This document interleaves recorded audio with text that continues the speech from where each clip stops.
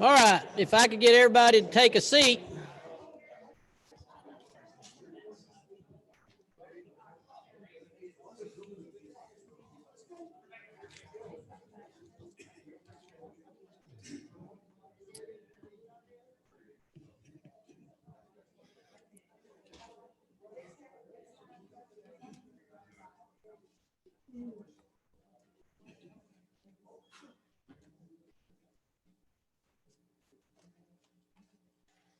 All right. Would ask that the board go ahead and turn on their microphones. Welcome, everyone who is present with us this afternoon and those that are watching online. Thank you for your attendance and interest. Dawson County Board of Commissioners voting session. Today is Thursday, January 21st, 2021. First off, we will start out with a roll call.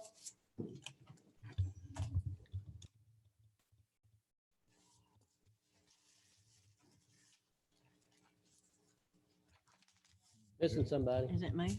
No? Give it again. I'm not.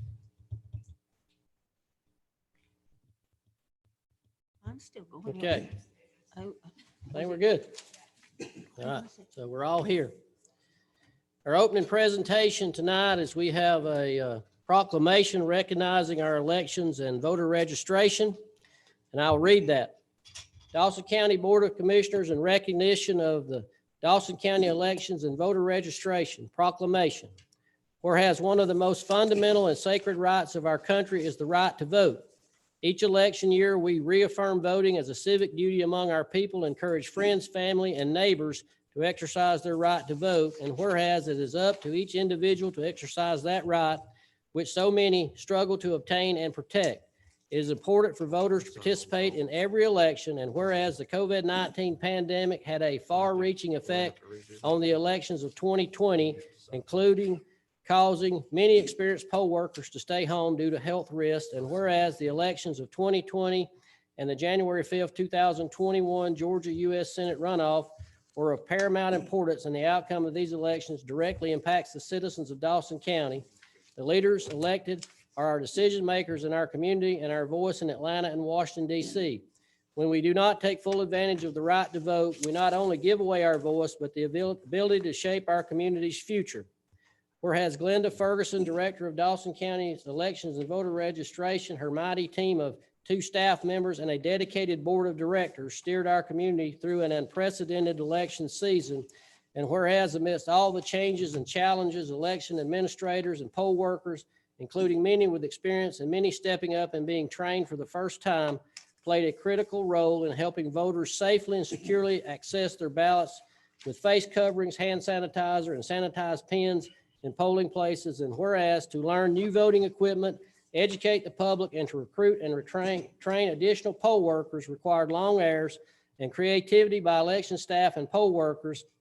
And whereas in order to recognize the significant efforts made by election administrators and poll workers, the Dawson County Board of Commissioners urges voters, businesses, organizations, public officials, and all candidates for public office across our county to join in celebrating and thanking these individuals. Now for the Dawson County Board of Commissioners does hereby proclaim January 21st, 2021 as Dawson County Elections and Voter Registration Day. Do I have a motion from the board for this proclamation? so move. Motion by Commissioner Fawcett, Second. seconded by Commissioner Gaines. Discussion. Thank y'all for everything you've done. That was a big monumental task, and just thank you for everything you've done. Thank you. Any other discussion? Hearing none, please vote.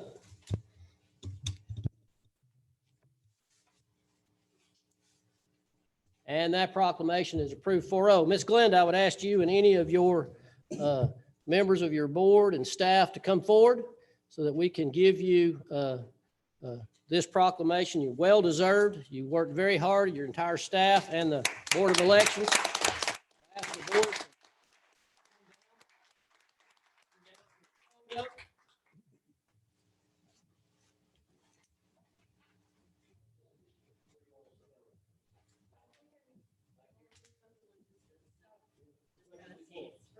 I'll get a long handout for you.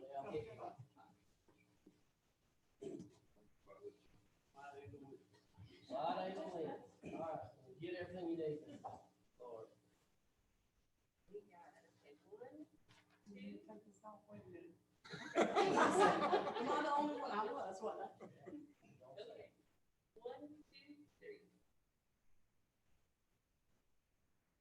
Thank y'all so much for all you did. Board of Commissioners for supporting us financially. I know we came back twice for money, and you graciously approved our expenditures, and we got it done. Thank you. Thank y'all.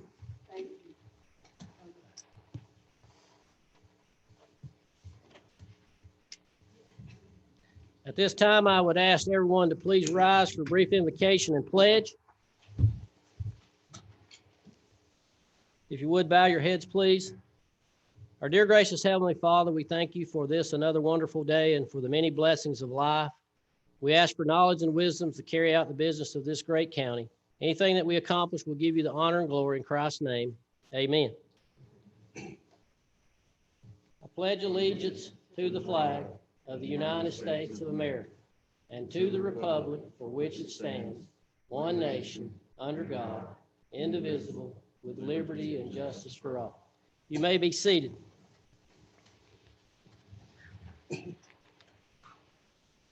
Are there any announcements? I'd Any like to announcements? just welcome Emery to the board. Yes. Thank you. You are joining a bunch of misfits to help try to drive the community forward, but Hey. glad to have you on the team. I'm glad to be here. Emery board. Emery's on the board. Emery board. As I said, Emery a bunch of Dooley. misfits. Yes, welcome. Thank We're you. glad to Thank have you. you. All right. Welcome to the melee. All right. We'll move on to the approval of the minutes. First up, we have the minutes of the work session held on December 17th, 2020. Any additions or deletions? Motion. Motion to approve. Motion by Commissioner Satterfield, Second. seconded by Commissioner Gaines. Discussion. Hearing none, please vote.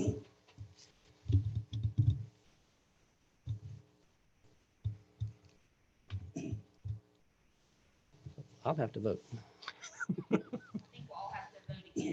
Yep.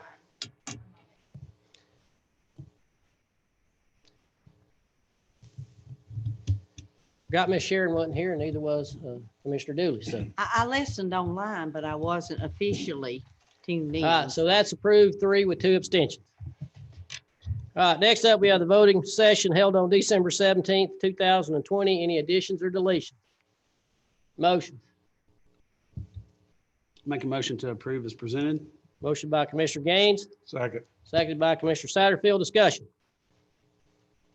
Hearing none, please vote. And that's approved, 3 and with 2 abstentions. Okay, next we'll move up to approval of the agenda. I do have several changes to the agenda. First off, we have under new business, number 5 will be request to accept 2021 Criminal Justice Coordinating Council K-9 grant. Number 6 will be Center for Tech and Civic Life COVID-19 Response Grant Funding Approval Request. Number 7, an intergovernmental agreement with the City of Dawsonville and the Dawson County Board of Elections and Registration relating to 2021 municipal elections for the City of Dawsonville. Number 8, want to add the board appointments, because if you remember, those all started January the 1st, so we need to go ahead and reappoint those people. And then number 9, financing options for the purchase of the ladder truck. We can make a decision on how we want to fund that particular purchase. I also have one item on the agenda that I'm going to be requesting that you make a motion to remove, and that is under zoning, ZA 2027, and we're moving that and advertise that we're moving that public hearing for that until February 18th, 2021, due to the fact that it was not advertised properly, and we want to make sure that everybody that wants to have an opportunity to speak on that would have the opportunity and have full understanding of that zoning.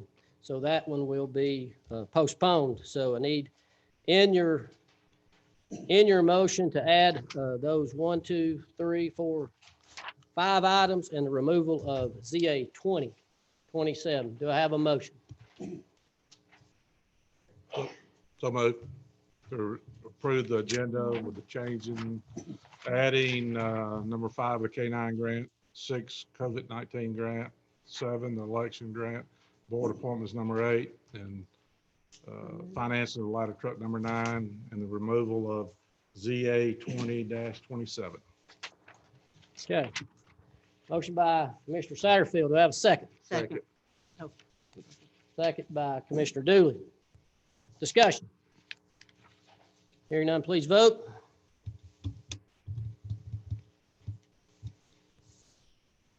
And that's approved with the changes. All right, next up, we have public comment. Sheriff Johnson, you signed up for public comment in this section. Please come on up, sir. Chairman, I'd like to speak on business 1-4. Whether we do it now or then. No, you can do it now, because that's what this public comment is for. This section. Commissioners, I was not able to be with you at the last meeting. This was brought up with item number 1, the ISB. But there were some things that come to my attention, and I did get the opportunity to go back and review the video. And there were some very animated, if I must say, questions that were presented. So I'd just like to take a moment to address those questions. Some of those questions, if I've quoted the video correctly, is who is responsible for the system. Would this fall under the budget management for the sheriff's office? Ultimately, who is responsible for it? And it is a surprise to the people who have to come up with a way to fund it. So I'll just submit to you this. This was not a new project. This is something that's been going on for some time. Our IT has been in communication with our courthouse staff for, I want to say it on into 2019. So this project is not new. It was submitted. I'll actually give you some dates. As early as July the 30th, I have an email from Melissa Hall to Anthony Davis, Greg Rowan, Robin Rowan, and also to a person that I'm presuming is one of the vendors. And in this, she says, I have suggested to the sheriff and our county manager that we should file a request for information. So ultimately what this was, we have 2 systems that operate the courthouse and that operate the jail. The system at the jail is currently functioning. It's operating. We do have issues with it, which we have a maintenance contract with. And when Melissa was revisiting these maintenance contracts, we were having more issues with the courthouse system.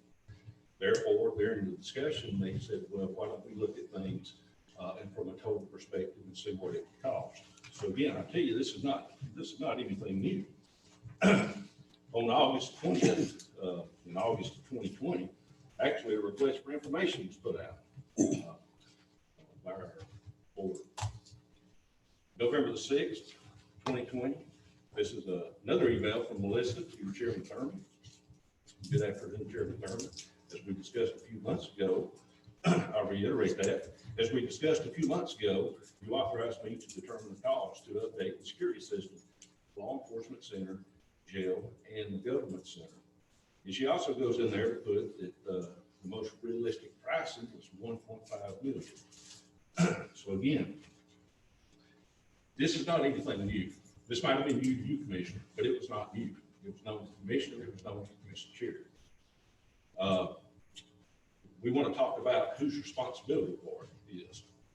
And that's where I would submit to you that I have no control over the courthouse. I have control over a security plan, excuse me, but I have no control over the courthouse equipment. And I think if you'll find in your research, Clayton County Board of Commissioners, First Victor Hill, you'll find that to be fact. We do operate it, we do run it, but it's not a piece of equipment for us. Where I have issues at, where I have problems at, is I am responsible for our budget at the Sheriff's Office.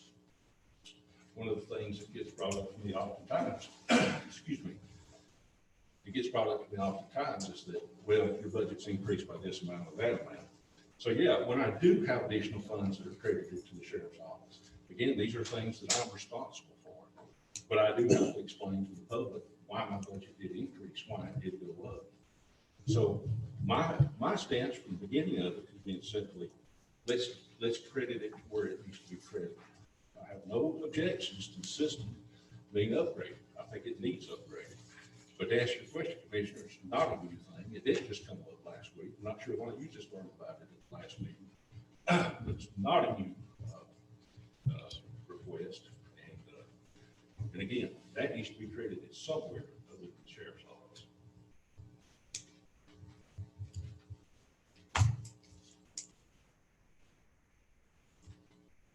I hear you. I like to say. Questions or comments? So we started out, obviously it goes splosh, so it doesn't really get credited towards, we don't take away anything you get because it's adding in our, and originally it looked like we had 700,000 in the original splosh proposal. Can you tell me how that came about, the 700,000? Well, I don't know the exact number where it come from, but again, this was a project that's originally due for maintenance. In discussion with county employees, as well as the sheriff's office, as well as the county manager, according to this email, that it was determined at that time that the system's already, and that we need to look at the total system replacement. That brought it to 1.5 million. Which we found out about like 2 weeks or a month ago, whenever it was. Well, I would argue that too, Commissioner, because I have an email here dated November the 6th that was, again, to the chairman for 1.5 million. Okay, yeah, I didn't know that. First I hear about it is in a meeting here.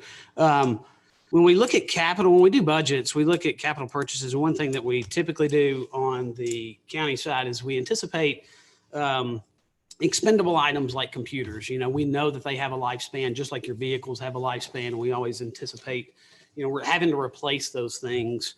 I think in our budget, we do anticipate having in a capital plan. I don't know if I've ever seen a capital plan, 5-year capital plan come out on, in that talking about any of these replaceable items other than the vehicles and things that you've got. I guess that's where I would expect to have seen, IT things that are expendable would have been in a capital plan. The right place to pay for it is in Splosh. So I'm glad we caught it, before, or glad we were discussing it before we got down to approving the thing. Cause, and I'm not saying that's your fault. I mean, it just hit me. I don't know whose fault it is. I'm not blaming anybody, but when I'm hit with a request to fund $1.5 million, and luckily we caught it before it wasn't 700,000, which was originally on there. It was 1.5, and we got to figure out a way to fund it. So fortunately, we're able to take care of that for you and get the system done. Now, moving forward, if you're not taking ownership of the system, who and how do we decide who's responsible for the security system for the jail and the courthouse? Well, jail is definitely ours. It's assigned to a building. Right. It's under our control. Right. But the courthouse here, I'm not sure. I don't have an answer. Okay. So would that fall under the Superior Court? Did the judges require you to have a security plan? Absolutely. That's probably right. But who gets credited with that amount? I couldn't answer that. Well, as we spoke earlier today, you and I did, the issue here is getting it fixed. Yep. Regardless of who it falls under, is getting it fixed and having the money to make sure that it gets fixed right. As we talked about earlier in the splosh numbers that we had talked about on numerous occasions, $700,000. And in reference to the email that I would have gotten from Melissa, as I normally would do when I speak to staff, I said, put it on the agenda. And so that's what she did. So she put it on the agenda for it to be discussed. So that's how things are handled. That's how things have always been handled. At that particular time, this is a situation where we work through trying to figure out splosh numbers, and especially high ticket items such as $1.5 million ticket item, or a $3 million radio system, or a $5 million EOC, or whatever that item may be that we put on there. We want to try to put that in a mechanism where there can be revenue to fund it. I mean, it's almost an impossibility to fund some of these larger ticket items out of regular general fund. So We worked very hard. And as we talked about earlier today, we had $73 million of just county projects that were originally turned in that were considered for the splosh. And we have a $60 million splosh that we're going to ask the people to vote on in March, which we will not get the entire 60 million because we'll have a split with the city in reference to some of that, a percentage split with the city, which we'll talk about a little bit more today. But at the meeting, there was no desire to blame your captain for the information. The desire was that everybody have a good understanding of what it's going to cost, how we're going to pay for it, because the presentation is the fact that some of this stuff, there's no more parts for some of this stuff, that it needs to be done. Everybody on this board said that night that they see that it needs to be done. And so our goal is to find a funding mechanism. And as I said at that meeting, and I will reiterate tonight, $1.5 million is a whole mill of property tax. So we have to have a mechanism to fund these type of items. And that wasn't put in the splosh to begin with, but we had time, as Commissioner Gaines said, to make a rearrangement here. Now, I don't have a bit of problem of taking the other 800,000 and putting it down on splosh as some other department. But it's $1.5 million that has to do with security and controls in the courthouse and at the jail. And it's something that everybody says has to be done. So we want to make sure it gets done, and we want to make sure we have a revenue source to make it do it. Yeah, we'll get it done. Wholeheartedly, I think the issues that brought up last time is, one, why was this adoption process not on the board? And two, where is this information coming from? So, I mean, I think we've got that answer cleared up tonight, I hope. Sheriff Johnson, how long have these systems been in place? Well, the jail's been there since 2007, though, and it has had some upgrades. Okay. And I want to say around 2011, there were some things done. Now, there's still issues with it. We still have occasional issues with our maintenance contracts, which we have. Now, again, I can't give you an exact date, but this has been going on at the courthouse for quite some time. And IT's done a good job with it.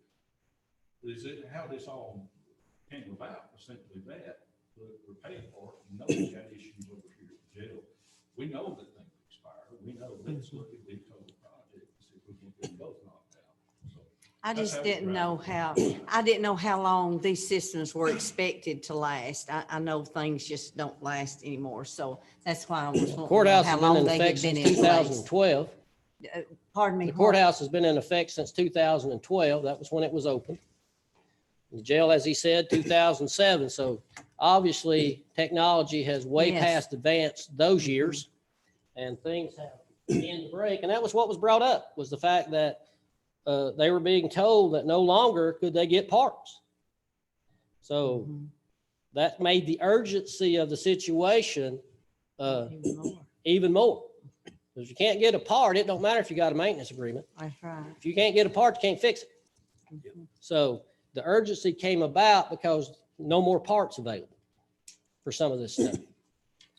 Is there any other tech? I mean, I think we've included all the computer systems in y'all's, in our capital to take care of your upgrades for your computer systems. Is there any other technology that you see that would have a lifespan on it that we need to anticipate capital expenditures over the next 5 years? Well, everything, obviously, technology driven now, but most of the things are handled in our cars and our mobile computers. You know, we recently had a cab upgrade. But the kicker is, we never know when something's going to be unsupported. And we may not know that information till months, obviously, months just leading up to it. Yeah. And we have to have bombshells dropped on us to tell us that this isn't going to be no longer supported as a Sure. state. So obviously, we want to stretch things out and we'll get the most. Mhm. Situations will arise. We're going to find a way to fund it because it's got to be done. And then moving forward, I would like to definitively make sure we know who's responsible for it. Because if it breaks, I don't want people doing like this, saying, I'm not responsible, I'm not responsible. I want somebody that can take ownership of it. And if it's somebody separate that's managing one side of the house versus the other side, then so be it. But we got to find one key person, whether that's y'all or whether that's our IT. It might be our IT side that handles that, maybe. I don't know. Fair enough.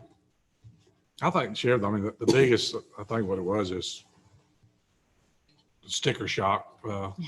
You know, we saw Splash and we've been working Sheriff, can you and turn your mic on, please? trying to work with Thank you. Mr. McKee, and we've had him use his eraser several times and change numbers and trying to get to that percentage Billy talked about from 70-something million down to 50-something million. And we saw the 700,000, and that was our last one we were going to send to the city when we met with them, talked about our percentages, because they said we didn't have our percentages right. We were 8/10 of a point off or something.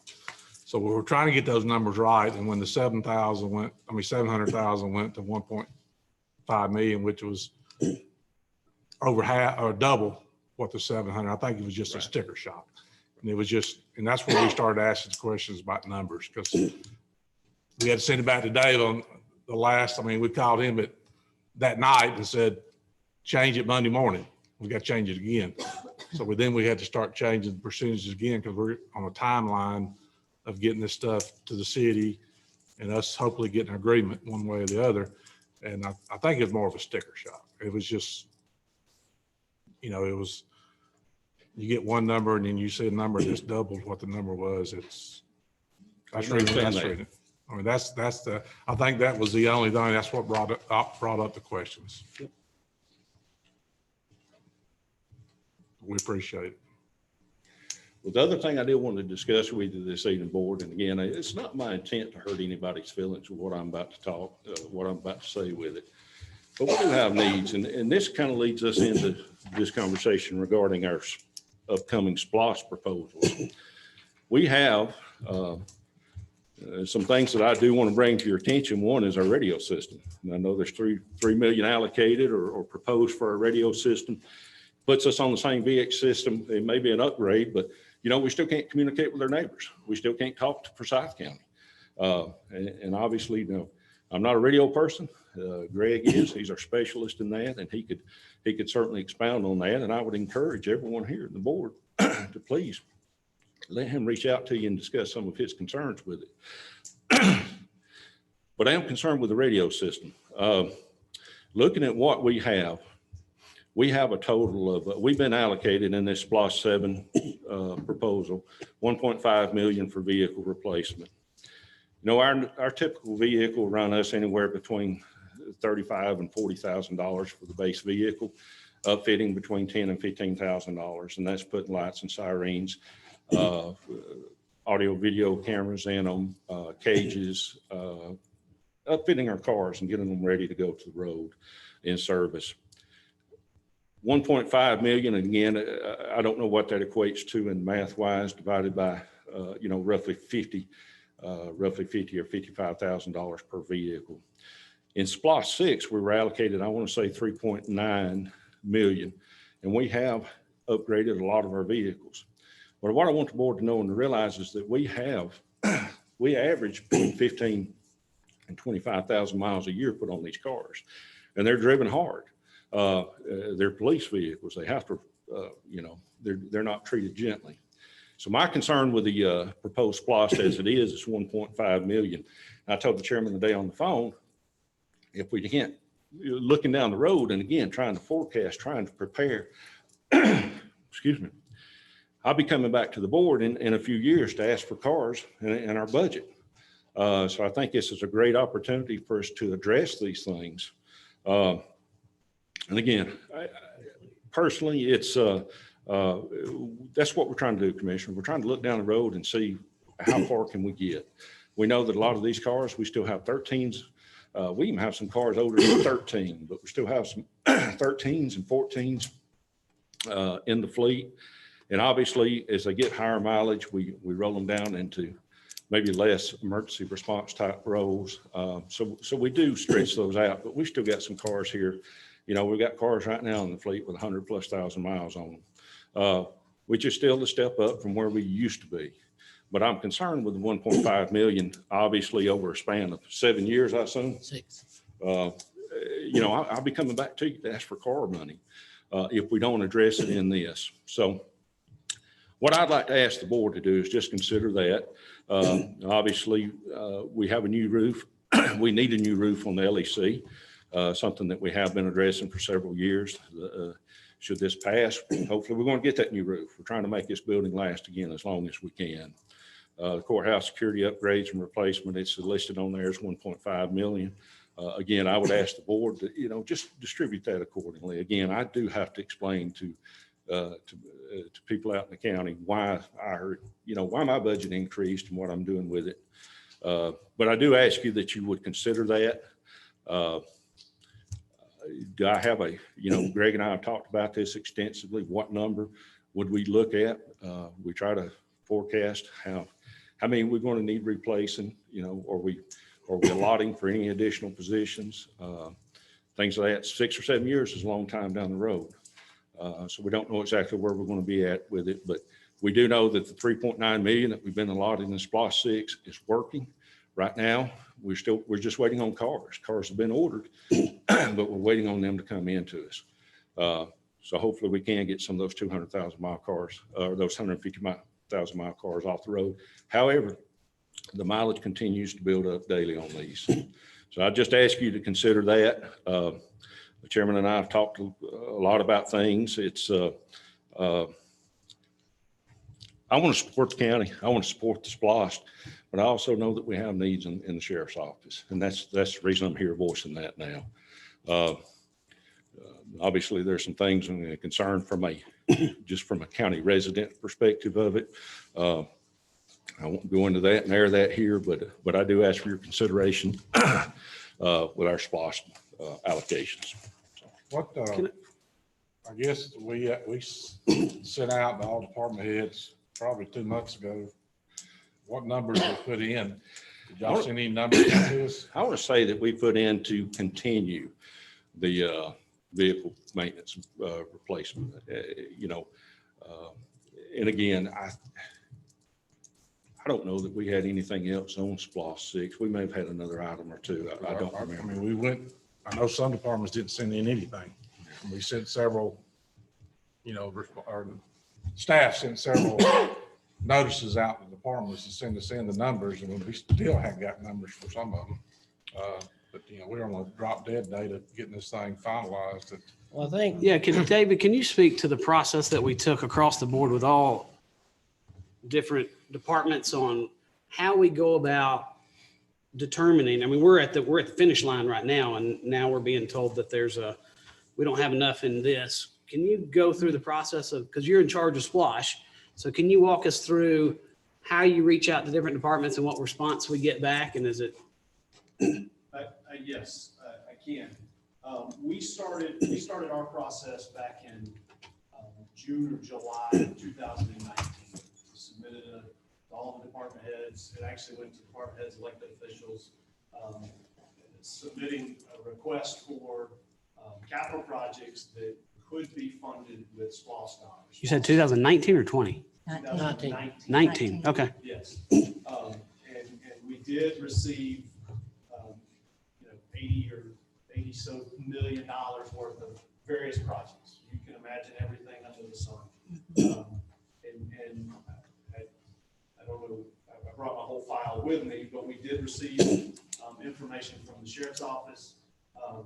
And he is exactly correct in his statement that the email Friday the 13th, 2019 is when I received it. It says maintain automobiles and equipment. I did have some discussion with, let me back up and finish the whole process. So then what we did is we compiled an entire list of all of those projects. How do you put a number on it if it says continue? Did you just put in what they had before? I'll tell you how I got to where I am Okay. today in 1 second. So we compiled an entire list of projects, just what we talked about. And it was everywhere from, it was everywhere from You might come over here so people in there can hear you because they're going to be one. I was keeping my 6 feet apart. There you go. Yeah.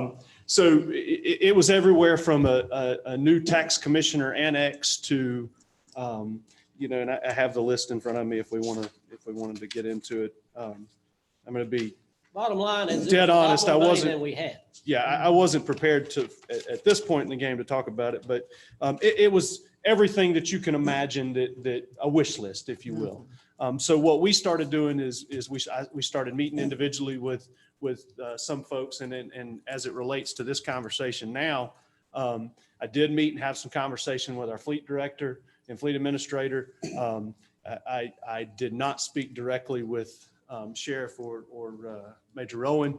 The discussion revolved around the rolling stock that the county has countywide, and what was replaced, and then the continuation of that rolling stock. Yes, his vehicles wear out that quicker than my vehicles do at Public Works, just because of the miles they're on the road and the wear and tear they have.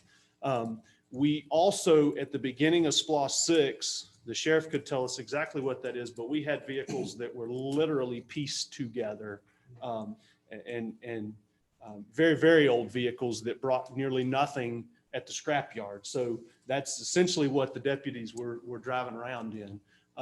I don't want to speak for him, but a large number of his rolling stock was replaced in this SPLOST. So the number of continuing or the maintain automobiles in a vehicle and equipment, what I did is went to the fleet director and discussed that with them. And that's how we got to where the number we are in today. I think it's also noteworthy that in our current SPLOST, we also do not have a line item in SPLOST 6 that we're under today. We don't have a line item for administrative vehicles and rolling stock. We've added that in there. There is, I would venture to say that there are some administrative vehicles that the sheriff's office has, that the DA has, that could fall under administrative vehicles and replacement. We weren't able to replace any of our, and by administrative, I'm saying a building inspector's truck. And that value is a lot more. Roughly, and I just did the math, I couldn't do it, I didn't do it off my head either, but that's 30 vehicles at 1.5 at $50,000 a vehicle. And he is correct that I personally sign off on every single SPLOST 6 invoice. They range from low 30s to high 50s. So, and what we see. So that's roughly 30 vehicles out of 1.5 million at today's value. But that number was given, that number was generated. We got the request for continue what we're doing, and we got fleet director that handles the maintenance and knows the vehicle lifespan and thing. That's where the 1.5 came from, was the fleet director that knows that process is how you came up with that. Yes, that's how we came up with that number, and allocating another line item in, if you look at our current list that's on the table today, is an additional $1.5 million for new vehicle and replacement. And that's intended for administrative vehicles. Which could include the sheriff. Some of his. Yeah, I don't see why it could not, but yes. Because he has that list of priority 1, priority 2, priority 3 that we looked at in the budget. Yes, that you see, I believe you see it every year during the budget of all rolling stock. Yeah. And I don't want to speak out of turn. Is your rolling stock included in that list? Is that included in this list? The whole Mr. Chairman? thing is correct. Yes. Okay. So yeah, the intent is, so it's really $3 million for rolling stock. If we want to lump the sheriff's rolling stock in there with this, yes. Okay. How about the radio system? That concerns me that we have, I think, what do we have, 3 point something million assigned to that? And you're saying that's not enough? And was there communication on that's not enough and we just didn't do it, or? We did have, we had a lot of communication on the radio system. I am also not a radio expert. We received some information from Motorola.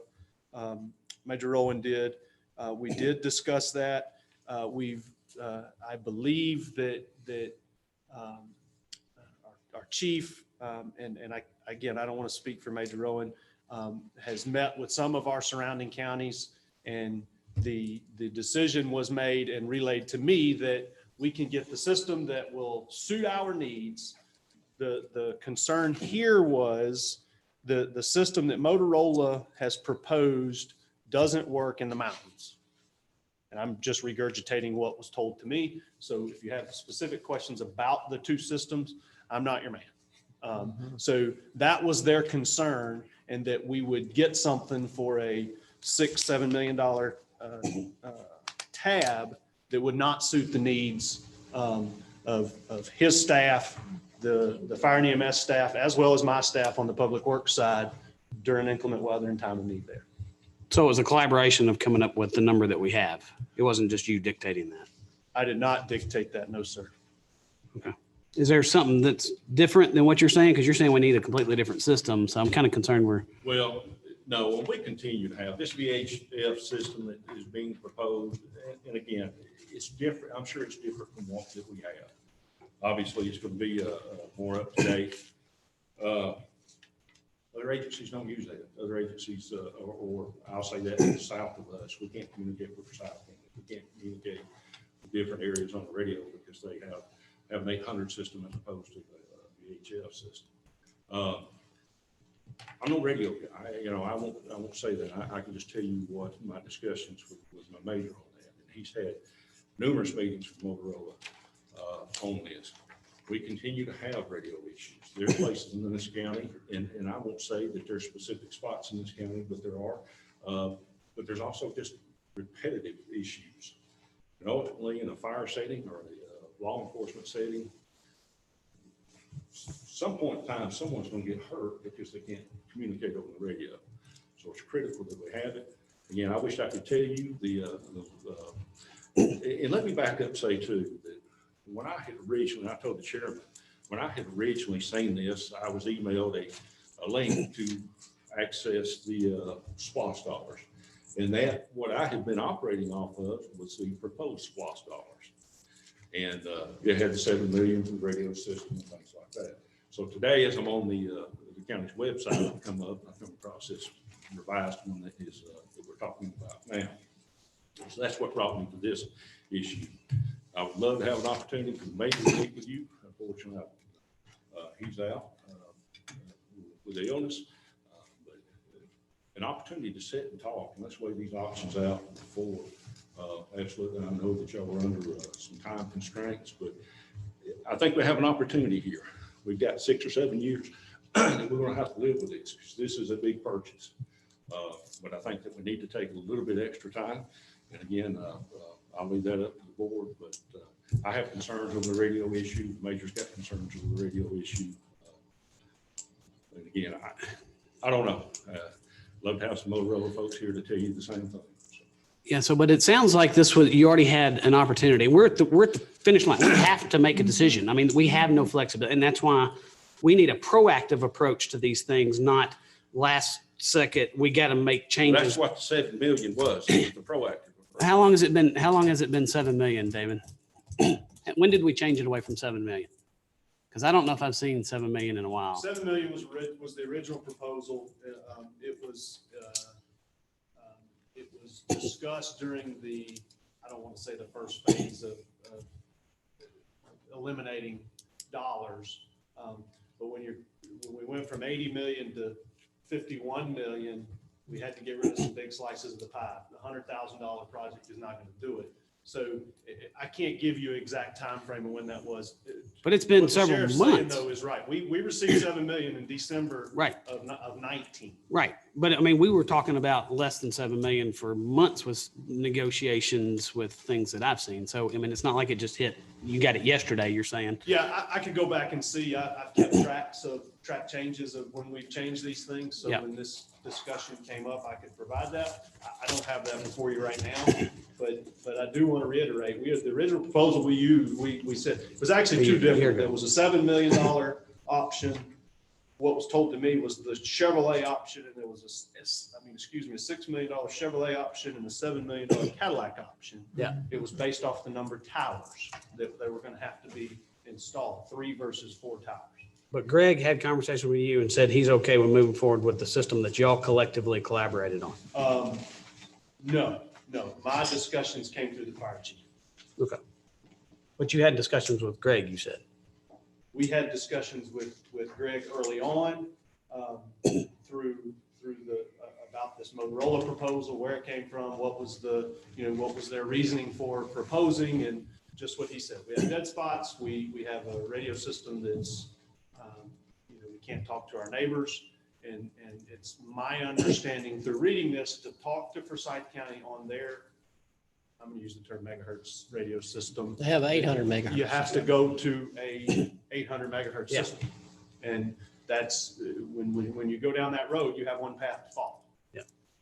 But we've been talking about this system for at least 6 months from what I. An 800 megahertz system is multi-million dollars. I mean, not just 3 million or 5 million or 6, it's more like 10 or 12. Yeah. Well, it was for sale. Yeah, so it's very expensive. Yeah. And that's if you,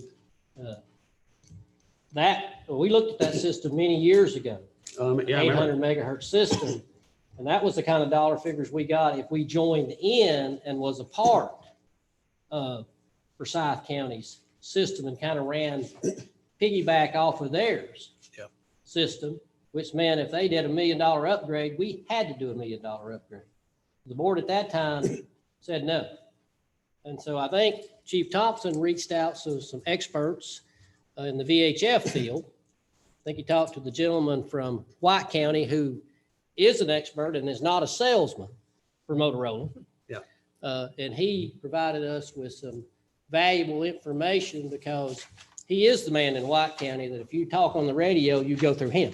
You get a radio, you go through him. This man is an expert in that. So Chief Thompson, I'll let you. So, Mr. Chairman and Commissioners, so obviously a lot of discussion. Going back, we were included at some point in the $6 and $7 million discussion by Motorola, set up by the Sheriff's Department. They contacted us, they reached out, said, well, hey, we want Motorola to come by, do a sales pitch. I said, great, we'll hear what you got to say. My first question is right out of the get-go, will you transmit in the building? Well, maybe.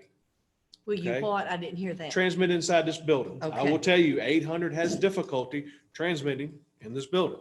Oh. All right. I worked under an 800 system for about 26 years of my career. All right. It has its challenges. All right. It is a great system. However, it is an expensive system to maintain it from just a handheld portable radio. A portable radio that's an 800 is a $5,000 radio. A radio that I can buy right now, portable, with the shoulder mic, charger and a battery, $800 out the door. So it is a huge difference. With that said, though, I will 100% echo the sheriff's statements. Your current radio system that your public safety employees have is a step above a tin can and string. It is not uncommon to be sitting at the house at any given time and to get emails, text messages, the radio system's down.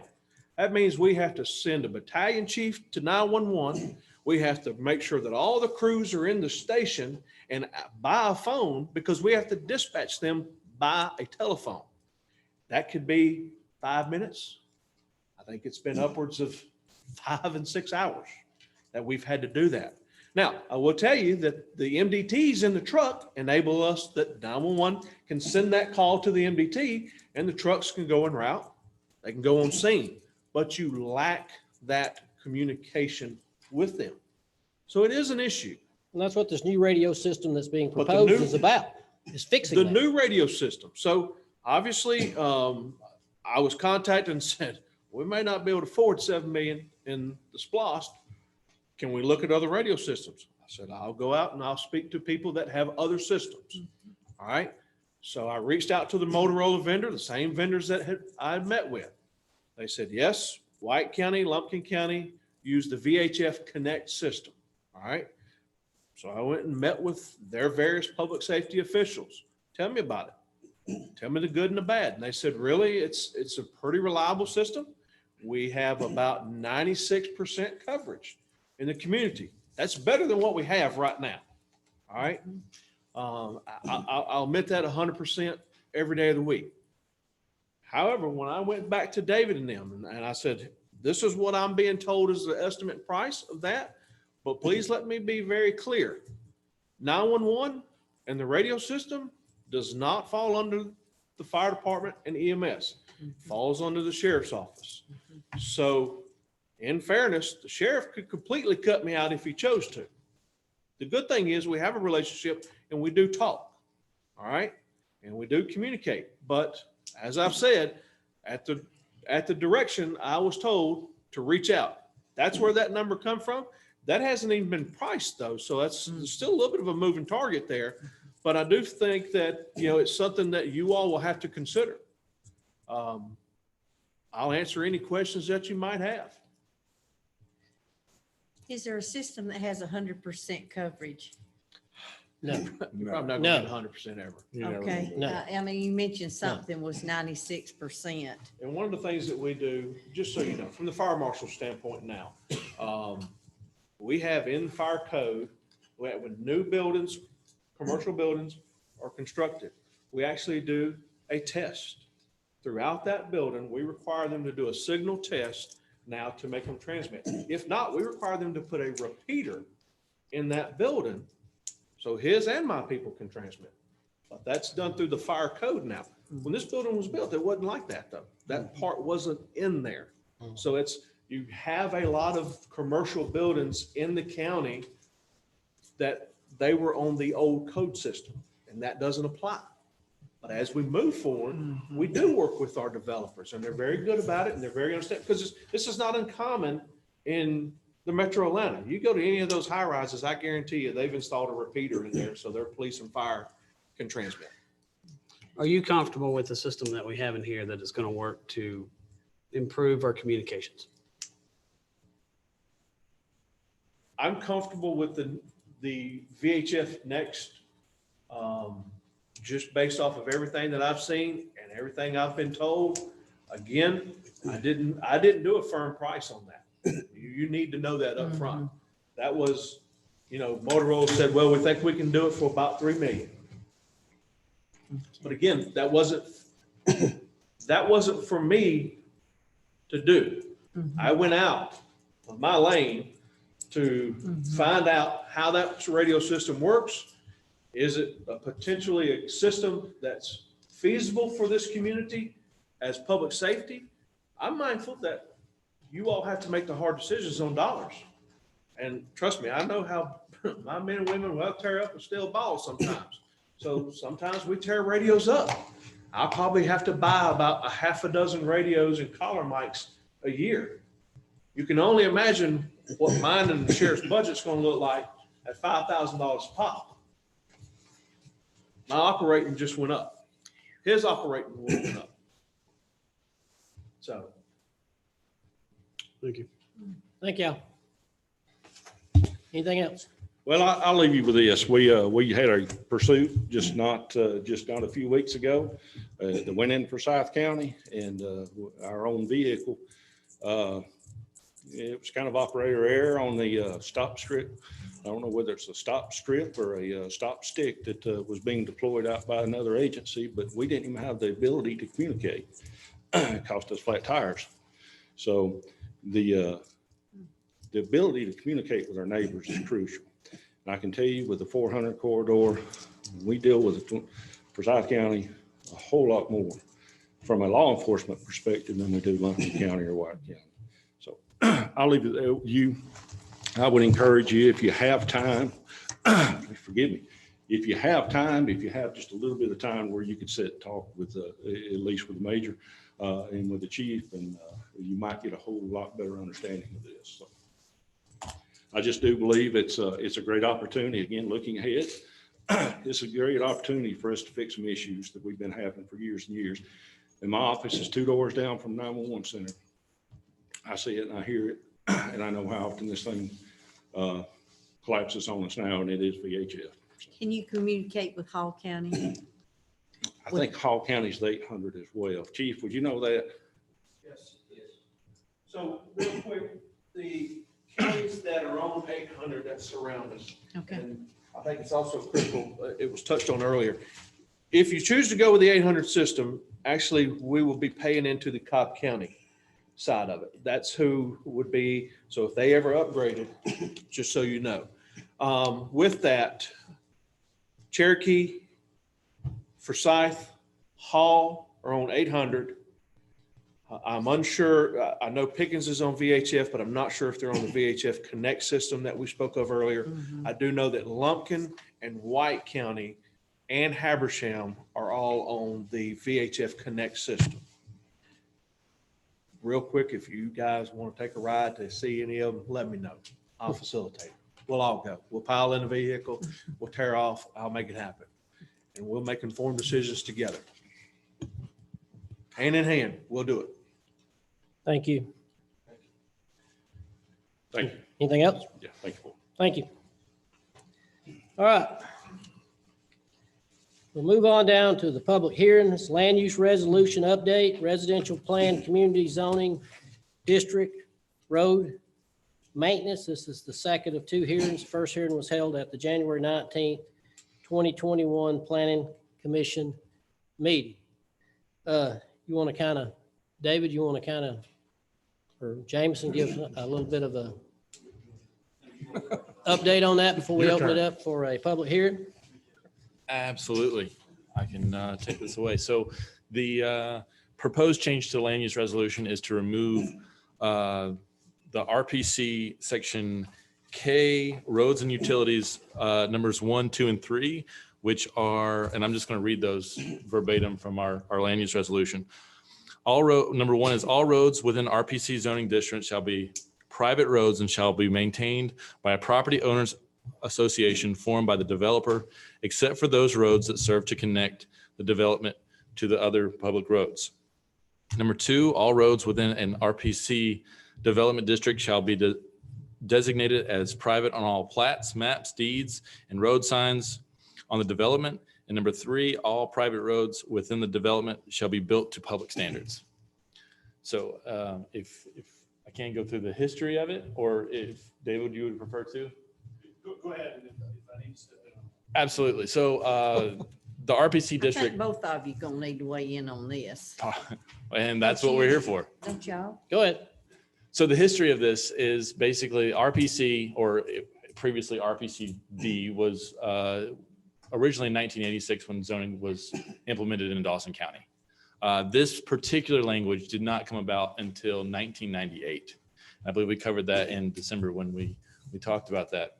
But it's particularly important to note that development regulations was our land use resolution at that time. We did not have a subdivision regulation at that moment. Subdivision regulations didn't actually form until 2009. So a lot of this is kind of carried over from those, from before we had subdivision regulations. So when this was originally put in here, we didn't have any development standards for the roads within RPC. RPC is our only zoning designation that requires a homeowners association, and it's designated as a subdivision zoning classification. So that kind of covers the history up until this point. So we've talked about some contradictory language within our subdivision regulations, which is why it was brought before the board that we could potentially remove this from our land use resolution. And the planning commission heard this on Tuesday, and it voted 3-0. We had 3 planning commissioners.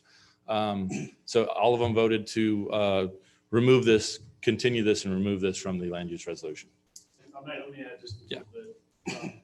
Thank you, Jameson. And I'm glad he got all the dates in there because I don't know the exact dates, don't have them in front of me.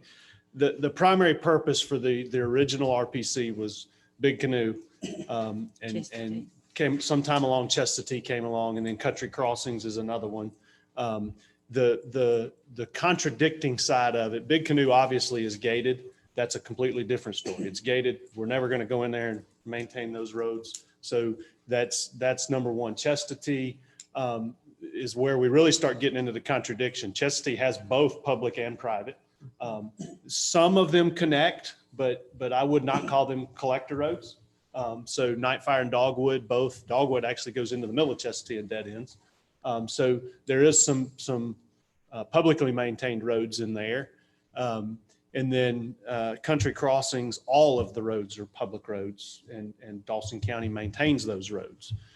So the other, going back to 2009 and then ultimately adoption in 2010, when we adopted our subdivision regulations, the intent there prior to that, just as Jameson stated, the intent was for the land use resolution was, I'm going to use the term catch-all, and that was what it was. Once we got our subdivision regulations adopted, in reality, what happens is a developer gets the zoning, they set this document down, they pick up the subdivision regs and go to work. Our subdivision regulations specifically have specific language in if you want your roads to be private, and Jameson and I have talked about this, and that's one of the first questions we ask when we sit down in a plan review is, are you going to make these private roads or public roads? It's two different routes you have to go if they're going to be that. Specific language has to be on the final plats. All that information is in our subdivision regulations. Yes, it is contradicting to number 1, 2, and 3. There's actually, 4 and 5? I think there's 2 more. 4 and 5 are not contradicting. They actually read pretty much verbatim to what our our subdivision regulations state. And they go into street lighting and utilities and all that. So that's, again, that's not contradicting at all there. Now, something else that I want to make sure that we address, because I had this question. Well, if we change this language, then all these roads come on and it's now a burden to the county. No, that's not true. We have a procedure in place internally. Most recently, Frederick's Cove came to me in my office and said, we want to dedicate our road to the county. We go out, we inspect it. You got to do X, Y, Z.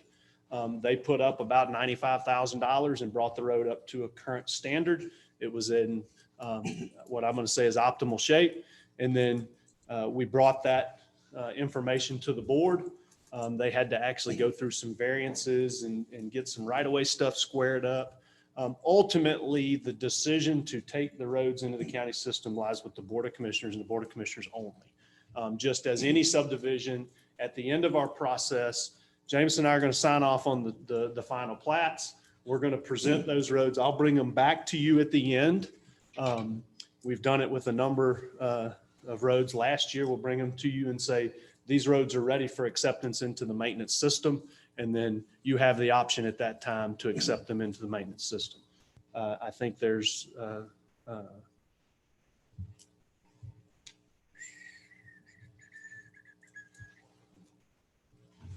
made some notes. I just want to make sure that we covered them. Yeah, I think that my biggest takeaway is this does not immediately mean that we're going to have a burden on an additional burden on the road system or my budget. Quite honestly, the budget that we get from the state every year through our LMIG Local Maintenance Improvement Grant is based off the number of road miles. Every January, we have to submit a document to DOT of the number of road miles we've accepted and or abandoned. And as such, our value of LMIG goes up or down. So in theory, if they are in optimal shape, they don't need road maintenance for a number of years. That's what the LMIG offsets that. But we still get money. Yes, Okay. even if we're not doing maintenance on it, we get money for that value of that. So basically, the language in RPC conflicts with what we tell people to do in our subdivision regulations or to follow. It conflicts in the fact that we designated, well, we have our subdivision regulations, like he says, when we set our zoning land use down, we pick up our subdivision regulations and we move forward with it. Oftentimes that's contradicting because no one goes back to our land use resolution and says, okay, these roads are designated to be private. What we did in our land use resolution is we said, all right, if you are in RPC zoning, your roads are going to be private. And you have to have that understanding before you get there. But a lot of times things are rezoned and things come back before subdivision regulations. There's a lot of time in between that. And the land use resolution is never actually picked back up. So I think what we're really deciding on, asking the board to decide on is the board ultimately has the decision to accept any road into the county maintenance program and remove that language out of the land use resolution. so that any RPC zoning can essentially apply for their roads to be accepted into the. We still have to And, approve and it. that's consistent with other subdivisions that they have to request to be taken in. All other resident, I think your question, all other subdivisions developed in residential districts fall under the current subdivision guidelines for public or private. RPC is the only one that's, Right, but the other ones, you Exclusive. still have to determine whether they're going to Absolutely, be, yes. I mean, it makes it consistent with the other zoning classifications. yes. Right, and RPC, going back to that, RPC is the only zoning classification where we require a homeowners association. So we asked them, we let them know up front that they are to maintain their stormwater and they're maintain their utilities and maintain their roads. That's what the RPC is designated for. It's the only zoning classification in which is designated for subdivisions. That is why RPC has the language in there that specifically for utilities and roads as opposed to any other one. What is a more desirable, well, I know the answer to this, but what is the more desirable road?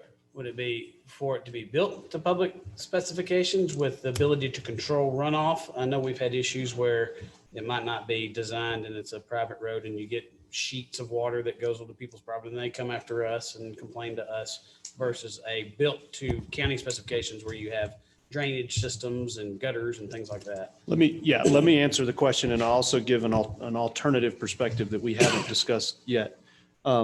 Which road is better? I'm your public works here. I'm going to tell you the county road's better. Sure. So that's number one. Let me give you an alternative perspective. There's a number of subdivisions that I see daily, both commercial and residential, that come to the county and say, we want you to accept these roads. When they were built, they were great roads. But when you fast forward 15, 20 years down the road and they need $200,000 worth of work and there's 20 people in there, they're not going to write the check for it. So what do? They go to the county and say, we've paid taxes all these years. We want you to accept the roads and we want you to fix them. So and I'm not suggesting at all that RPC, that's what's going to happen if we continue down this road. But I'm telling you, that's what we see every day. Look at the outlet malls. We've all seen at the outlet malls and heard about the pothole that'll eat your car when you go in the back. And that is a private road that is at an establishment that should fix it, right? And it's a private road. We have nothing to do there. So the alternative perspective of it, and Commissioner Satterfield, we worked with one over off of War Hill Park Road. And it's a single road in, curb and gutter, was built proper at the time. There's just not been any maintenance over the years.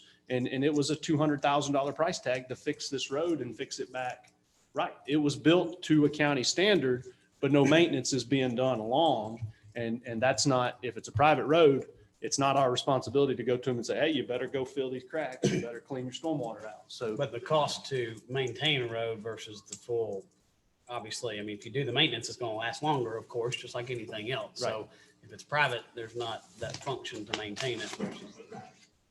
Well, that's why, but that's also why you have it in your HOA. When you have an HOA, you have Yeah. it. That's what the homeowners association is supposed to designate money for to Yeah. maintain those roads. Yeah, sure. And I think that's the difference between a private neighborhood outside of RPC and what RPC was designed for. Right.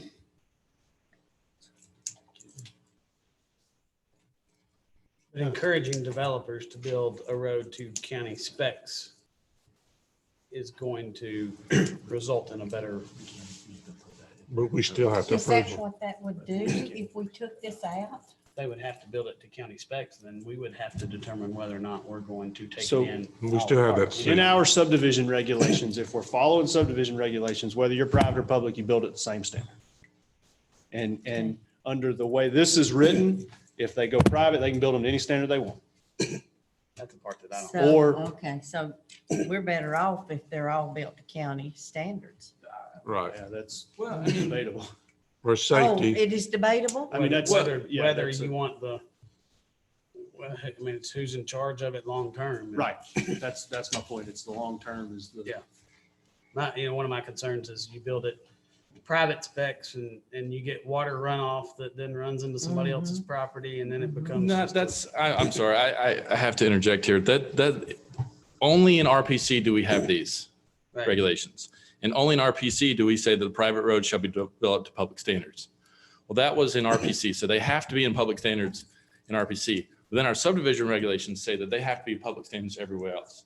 So no matter what road you build in Dawson County, you don't have a choice but to build that road to public standards. You can't build a private road. You can't build a private road that's not to public standards Yeah. in Dawson County. And that's based on the 2009 or 2010 subdivision regulations.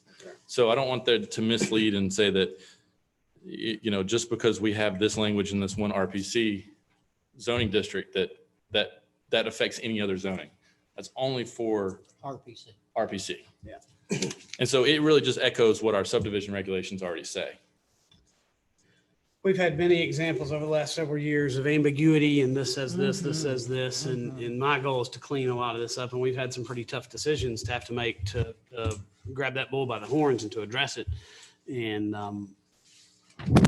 seems like we're in the same quagmire we were in some of those other ones where they do contradict each other and it is confusing. And so we have to make tough decisions in those instances. All right, any other information needed from David or Jameson before I open up this public hearing? Thank you, gentlemen. All right, at this time, I'll open up this hearing. Is there anyone here to speak on the land use resolution update, residential plan, community zoning, district, road maintenance? Anyone here to speak at this public hearing? Anyone? Seeing none, I'll close this hearing. What's the pleasure of the board?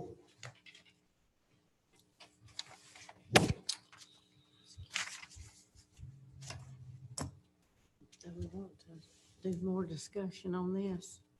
Are y'all clear? Are you clear? You're clear. I mean, we still, discussion, we're in discussion. Or we gotta make a motion first, we'll go discussion. I'm looking for a motion. I'll make a motion to approve the update of the land use resolution update. Motion by Commissioner Satterfield, Second. second by Commissioner Dooley. Discussion. Clarification, you said this was just approved by the planning board. They didn't approve a variance, but they approved this yesterday or 2 days ago or whenever. Tuesday. I'm sorry. Can you repeat the question? This was approved by the planning board a couple days ago. Yes, on Tuesday. Okay, thank you. I mean, we still have the decision to take them or not take them. We Right. still gotta come to the board. And you're talking about removing, what sentence are you just removing one sentence?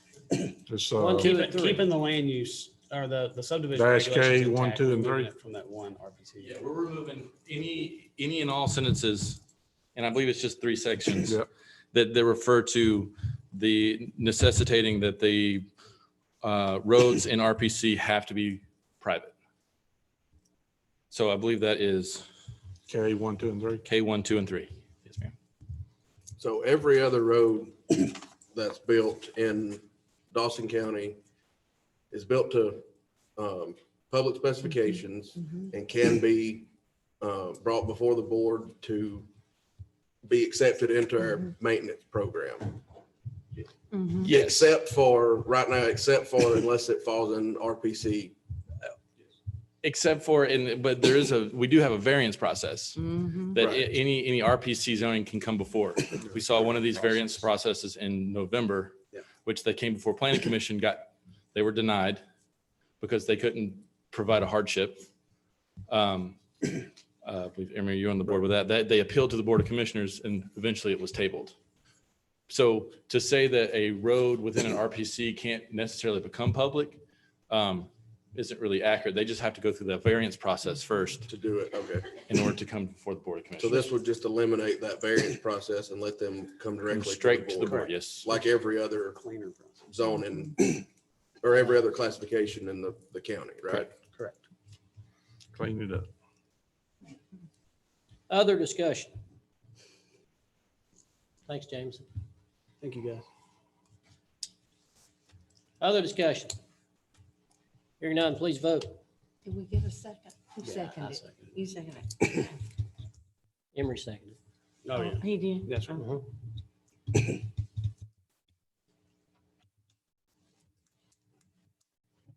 And that change is approved, 4-0. All right, we'll move on into zoning. And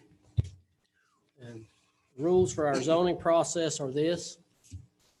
We'll hear from our planning director first about the zoning. Then we'll hear from the applicant. Then we will hear from those that are in favor of the application and those that are opposed to the application when we open up the hearing. Anyone who has contributed $250 or more to any candidate will need to fill out a form stating so. Everyone that speaks during the public comment forming of it will have 3 minutes to speak. And so those are the rules that we will follow in our zoning process.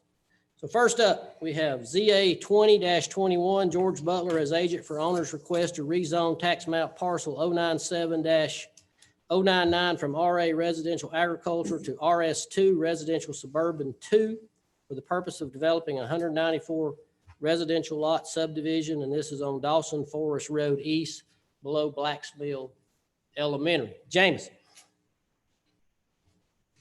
Is this the time I need to make my comment, Angie? Okay. Go ahead. I'm going to have to recuse myself from this discussion. I'll also be abstaining from the vote because I have a personal interest in this through inheritance. So I'm out. That sounds like that show. Is that clear? That's clear. Go ahead. Who does say that Go on ahead. television? Thank you, Chairman. Who says that? It's related to the invention Shark Tank. Oh, that's right. All right, now I'm on Shark Tank. Here we go. George Butler is representing the owners of parcel 097-09 requesting to rezone the 96.47 acres of property from residential agriculture to RS2 for the purpose of developing a 194 lot subdivision. The property is located to the west of Blacksmill Elementary School and spans all the way continuing west to Blacksmill Road. In 2004, this property was rezoned to CPCD, but was reverted back to RA in 2014 through the county-initiated rezoning process. Our comprehensive plan shows this property as residential plan community, as we just talked about. RPC is our only zoning classification designated for subdivisions requiring an HOA. Because this is more than 125 proposed lots, a DRI study was done. The findings show that there was no regional concerns, but we should pay close attention to the development near Blacksmill Creek. This area is a part of the upper Etowah River watershed and has a great importance to the biodiversity of species in the area that is to be protected. This site plan on this application shows these critical areas in conservation, which is exactly what our comprehensive plan wants to see. The Planning Commission heard this on December 15th and voted to deny the request 3-1 with 1 abstention, with concerns that this density is too far from 400 and they had traffic concerns for the elementary school. I will entertain any questions at this time. Questions for Jameson? Looks like we just got an update midday of some other stipulations. I will let Mr. Butler go Yeah. through the specific stipulations. He has been working with the surrounding property owners as well as with county staff to develop some stipulations to better suit the needs of the community. Other questions for Jameson? You said this meets our comp plan? Our comp plan has our RPC, Residential Plan Community, which is designated for a subdivision. RS2 and RS3, as you may remember, came before this board in August of last year. Mhm. So they are not actually represented in our comp plan. So I can't really say one way or the other. What I'm telling you is that this property is designated as a subdivision. One you didn't at 1 unit an acre. Will you expound on the fact that this property was CPCD and then reverted back? Absolutely. So it was CPCD, which had which is 6 units an acre with a commercial component. That was the original. That was what came before the board in 2004 and was approved. Then after that, I believe for tax purposes, they wanted it to revert back to RA, residential agriculture. And in our subdivision regulations, it talks about how the reversion process of CPCD after a certain period of time should be reverted back because it is a planned community, commercial planned community development as a whole. So if it's not being developed, it should be reverted back to its previous zoning. Other questions for Jameson? May have some more later. Thank you, sir. Is the applicant present? Come up and tell us what you'd like to do. A couple of handouts.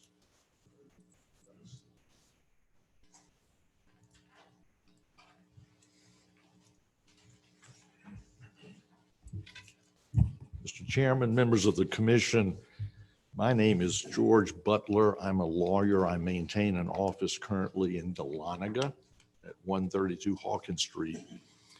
For 25 years, beginning in about 1980, or since then, I have practiced zoning law, not exclusively, but almost. So for 5 years, from 80 to 85, I was a full-time law professor at Emory teaching this area of law. And then I hung out my shingle. And soon thereafter, I encountered your distinguished county attorney. So I've known Angela since before she hung out her shingle as Gerard and Davis. So when I was approached by these homeowners, these landowners who are distinguished citizens of the county, not only your commissioner, but also the Turner family and the Hendricks family and Robinson family, and they are represented by Jason Power. And Jason, I don't know if you want to just point out who's with us tonight. Be glad to, but I'll sing a song if you'll allow me to take this mask off. No singing. Thank you, Mr. Butler, Chairman, Mrs. Patty, Patricia Turner, Miss Cindy Turner, Miss Susie Turner, and thank you very much.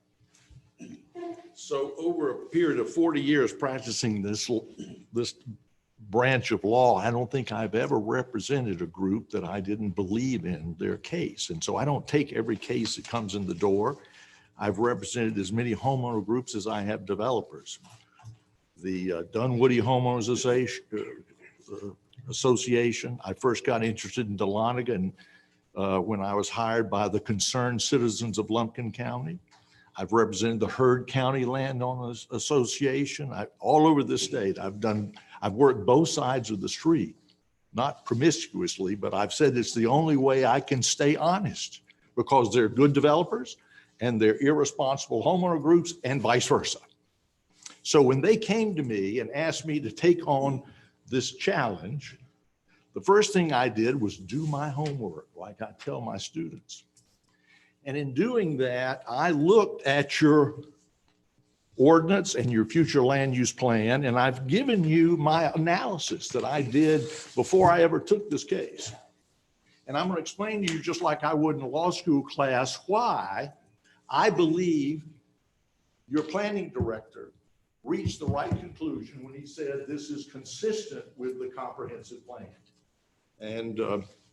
And here's the reason. Notwithstanding the fact that if you look at the zoning ordinance, RPC, and that's not us, we're PRC. They're not Sir, one and the same. Sir, I need you to stay at the microphone. Thank you, Mr. Chairman. So PRC is your future land use plan, and I'm going to show you what it says about the significance and why I don't believe we're constrained by the zoning, because we're not applying for RPC, we're applying for Res 2 or RS2. So here's what I did. First, I'm not telling you something you don't already know. Before the Georgia Constitution of 1983 gave counties home rule, zoning home rule. Zoning was done through the General Assembly by an enabling act, saying, the General Assembly saying, we're going to give the counties the permission. Sir, I'm sorry, Mr. Chairman. And in that enabling act, it said that counties have to zone according to a comprehensive plan. So I've quoted you from a 79 case that says by statute, that was then, where cities and counties engage in the exercise of their zoning powers, the zoning must be in accordance with a comprehensive plan. Well, things changed in 83 when you were given home rule, but the Constitution says the General Assembly still had the power to adopt procedural rules, and they adopted the zoning procedures law. And the zoning procedures law says, as you know, and I've quoted it, that you have to adopt standards governing your exercise of the zoning power. So it's just not willy-nilly. You know, it's you have some discretion, but you're not just completely at large, for instance, in terms of what properties should be eligible for RS2. And so sure enough, if you look at the standards you've adopted, one of the first ones, not surprisingly, is proposed amendment should be in conformance with the Dawson County future district map. That's your future land use plan. Okay. So we looked at this property and it's extremely expensive to develop. We couldn't develop it at 1 unit an acre. We got to provide sewer. We've got to build a lift station. We've got rock to deal with. So I wanted to see then, since I read and saw where in August of last year, you have gone to 2 classifications, RS2 and 3, that would give you a chance of more than 1 unit an acre. So the question is this property a good candidate for RS2? So then I look at your future land use map, which your own ordinance says is the first criteria, the comprehensive plan. And I see here that there are a limited number of residential single-family residential classifications, sub-rural, suburban, planned residential community, and then residential town is a multifamily district. So then I look over here to see what it says for those classifications. So rural residential is 1 house per 3 acres. So that's not. I look at sub-rural. Sub-rural, it says you can have 0.67 units an acre, but you could have 1 unit an acre with water. In sub-rural residential, your future land use plan, which the Georgia Supreme Court even today says is the key touchstone for the legitimacy of a zoning change, even in your sub-rural residential, it says with water, not sewer, with water, you can have 1 unit per acre. So then I turn to the next one, the only other single-family residential district or classification on your comprehensive plan before we get into multifamily, and it says planned residential community.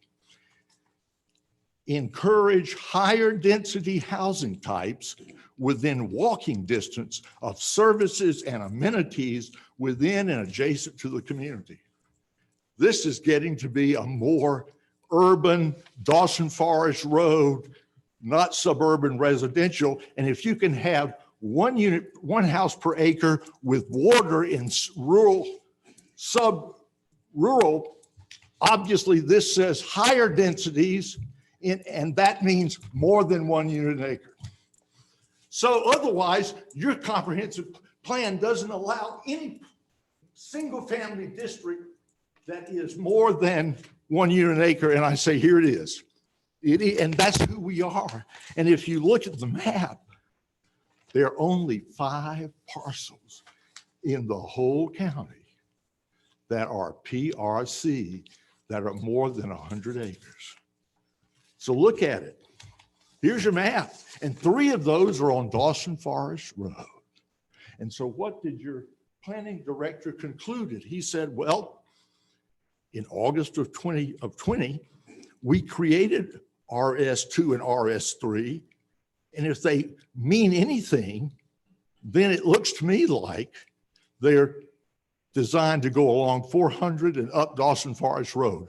One reason, we have 3 PRC properties on Dawson Forest Road. So I said, I think it's worth doing. I think I can stand up before this board and say that yes, to the extent that your comprehensive plan says that any property in the county is worthy of RS2, we would be one of the 5 major parcels. Okay. But I also tell my students, forget logic, sometimes a page of history is worth a volume of logic to find out how we got somewhere in the law. So you've already heard that one reason this property has the PRC designation is that years ago, these families sold 20 acres to the school. So we have Blacksmill Elementary School. And sometime around that same time, because that's kind of different, we're no longer, when we got a major elementary school, we're no longer out in the country. Okay. So at that point, it was zoned, as you've heard, CPCD. And that was by Sid Ransom, and that was at 3.75 units an acre, contingent on sewer. He couldn't get the sewer. So it became a moot question, and the family had it rezoned back.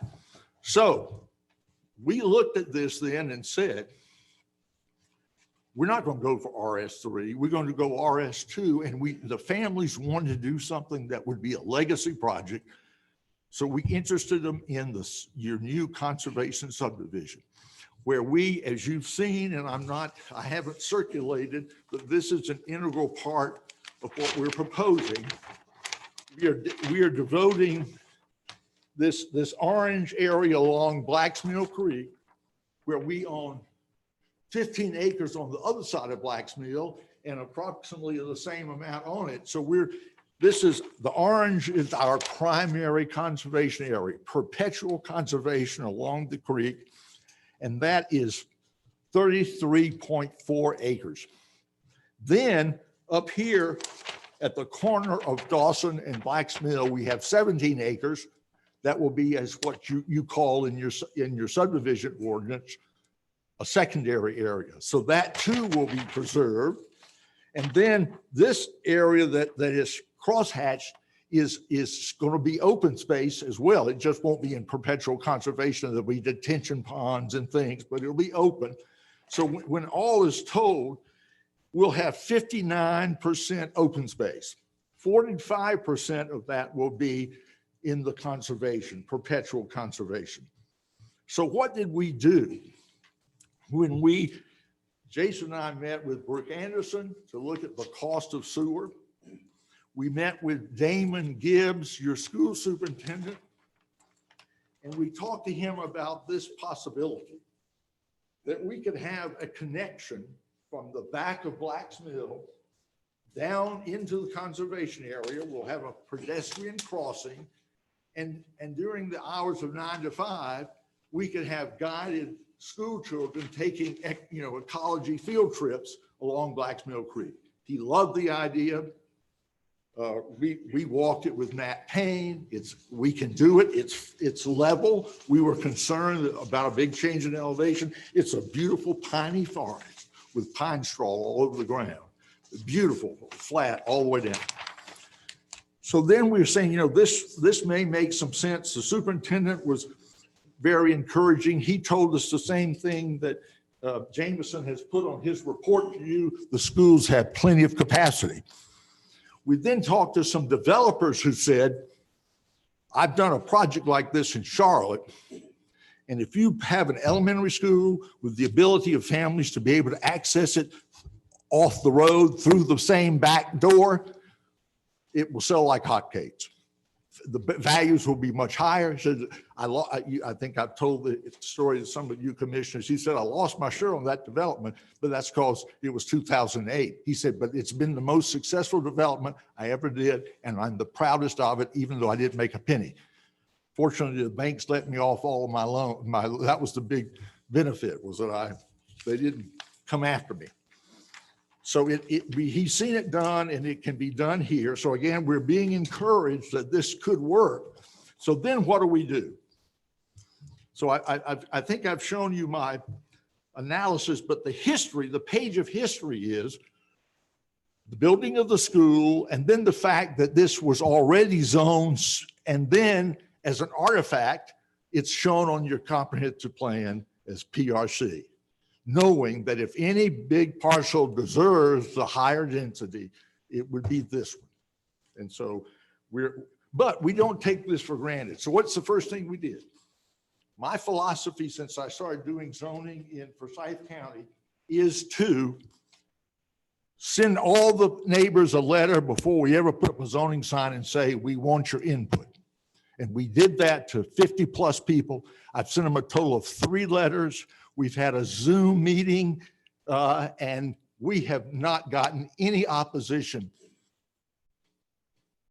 Now, we also have a very important neighbor, Mr. Carpenter, who owns very impressive property. We've worked with him, and Commissioner Gaines referred to some last minute changes. So we've made those last minute changes, and let me just address some of them. One of them, Commissioner Gaines, responds to something that you said when we met with you about overhangs. So we're now going to have at least 12-inch overhangs on all sides. You also, Commissioner Gaines also told me something that I think is incredibly important. When I moved up here to North Georgia, left Atlanta about almost 20 years ago, I set up something in Dahlonega called the Folkways Center of the Georgia Mountains to promote cultural activities in Dahlonega. And my vision was, 20 years ago, was live rural, work global. With the broadband, we could get people from Atlanta who could work anywhere. I discovered, I was a lawyer. After I hung out my shingle, I discovered computerized access. I can practice law anywhere. I can practice law almost effectively, especially with Zoom now. I don't even have to go to court. So that was my vision. What I had left out of account was the fact that the broadband available widely in Lumpkin County wasn't up to snuff. So I was premature. Well, then we had the North Georgia Network, and literally for the first time 2 days ago or more, Commissioner Gaines said, well, now you understand, Mr. Butler, that Blacks Mill Elementary School has a CPOP, and I pretended I knew what he was talking about. I have since talked to Mike Grafstein, and Mike has explained it's a point of presence, a core point of presence, and he has said, we can connect this entire neighborhood, Mr. Butler, and you can market this like you wanted to do 20 years ago as a fiber optic broadband community. And folks, people are desperate for it. And I think you're going to see your land values, which I know is Commissioner Gaines, one of his main concerns. I think you're going to see land values.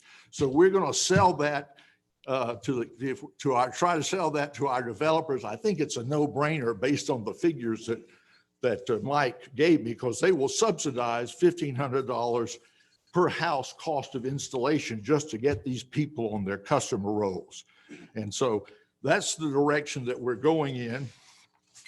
And then the only other change, commissioners, besides what I had circulated weeks ago, well, we're going to, around Mr. Crattinger's property, we're going to put an opaque board fence as well as planting staggered rows of arborvitae. He has probably 600 or 700 feet of frontage, and he has more of a kind of an industrial operation.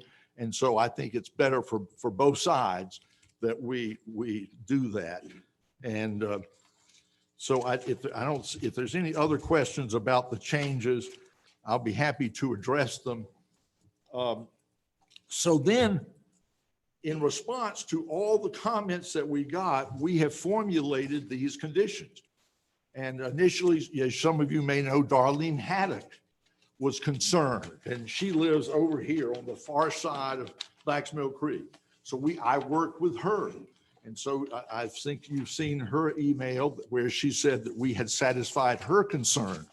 So we think it's an excellent project, and I'm not going to belabor because I know y'all have had an opportunity to look at these conditions. I'll point out one thing.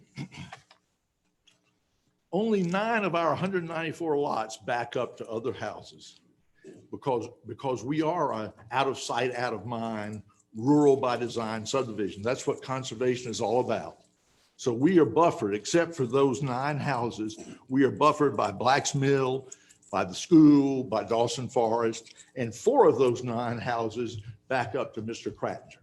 And we've heard no complaint from the others who will have the opportunity to take advantage of these conservation areas. So again, we feel it's meritorious, and we have certainly, by doing our legwork with the neighbors, we have certainly tried to make it easy for you to one, do what we want, but more importantly, do what we think is the right thing for this particular property, given its history and location. Thank you. Mr. Butler, I would like for you to read those stipulations that have been agreed to into the record. Thank you. Still need to go into the record so that people can hear. Thank you. If I'm gonna grab just a simple order. Before we open up the hearing, I want them to hear the stipulations. And that way, if there are any questions. 1, a primary conservation area, 33.4 acres plus or minus, shall be located as shown on the submitted site plan on both sides of Black's Mill Creek, while a secondary conservation area, 17.3 acres plus or minus, shall consist of the forested promontory in the northwest corner of the property as shown on the submitted site plan. The primary and secondary conservation areas shall either be preserved and protected in perpetuity by a permanent conservation easement in favor of Dawson County or dedicated to Dawson County. And in either case, the 2 areas would be subject to restrictive covenants and conditions limiting future activities within the respective areas designed to protect the interest of the neighboring landowners and the future landowners within the proposed residential development on the remaining 61.2 acres of the property. And as indicated below, the 2 sets of restrictions on the separate conservation areas would be different. Next, the developers will be required to provide a direct and convenient access path from the primary conservation area to the gate at the rear of the fenced recreation area behind Black's Mill Elementary School in the area marked in red on the colored site plan, including a special marked and/or raised midway pedestrian crossing on the one internal subdivision road the children would have to cross. And the primary conservation area will be available for use for guided nature walks by school-age children authorized and supervised by the Dawson County School System between the hours of 9 a.m. and 5 p.m. Those field trips would be limited to use of the established trail system and passive amenities within the primary conservation area, which shall be located on the northern side of Black's Mill Creek and which would not come within 200 feet of an exterior boundary of the property. Otherwise, the marked trail system and passive amenities within the primary conservation area would be restricted to use by adjacent property owners and residents of the subdivision. And the portion of the primary conservation area on the south side of Black's Mill Creek shall be for viewshed and stream buffer purposes only and shall be left in its natural state. By contrast, the marked trail system and passive amenities within the secondary conservation area, and that's there at the corner of Dawson Forest and Black's Mill, which would not come within 200 feet of an exterior boundary of the property, would be open to the general public and could have a small parking area off Black's Mill Road. But the final rules and regulations for the operation of that roughly 17-acre tract, as well as the primary conservation area, would be voted on by the Board of Commissioners after input from the public and County Parks and Rec Director Matt Payne, including what time the respective park areas would be closed to all. Both conservation areas would be passive parks restricted in use to a clearly marked trail system and clearly marked passive amenity areas only, with no hunting or trapping, no fixed recreational structures or equipment, and no use of motorized vehicles or audible sound producing or amplifying devices, and no use of vehicles, including bicycles. The allowable hours of occupancy would be posted and no alcohol would be allowed. Next, a 50-foot undisturbed buffer must be provided around the entire site, except for perpendicular road crossings and utility crossings as shown on the site plan, provided that the buffer along Dawson Forest Road and along the common boundary with Blacks Mill Elementary School may be disturbed as long as it is attractively re-landscaped and planted and or fenced to buffer standards.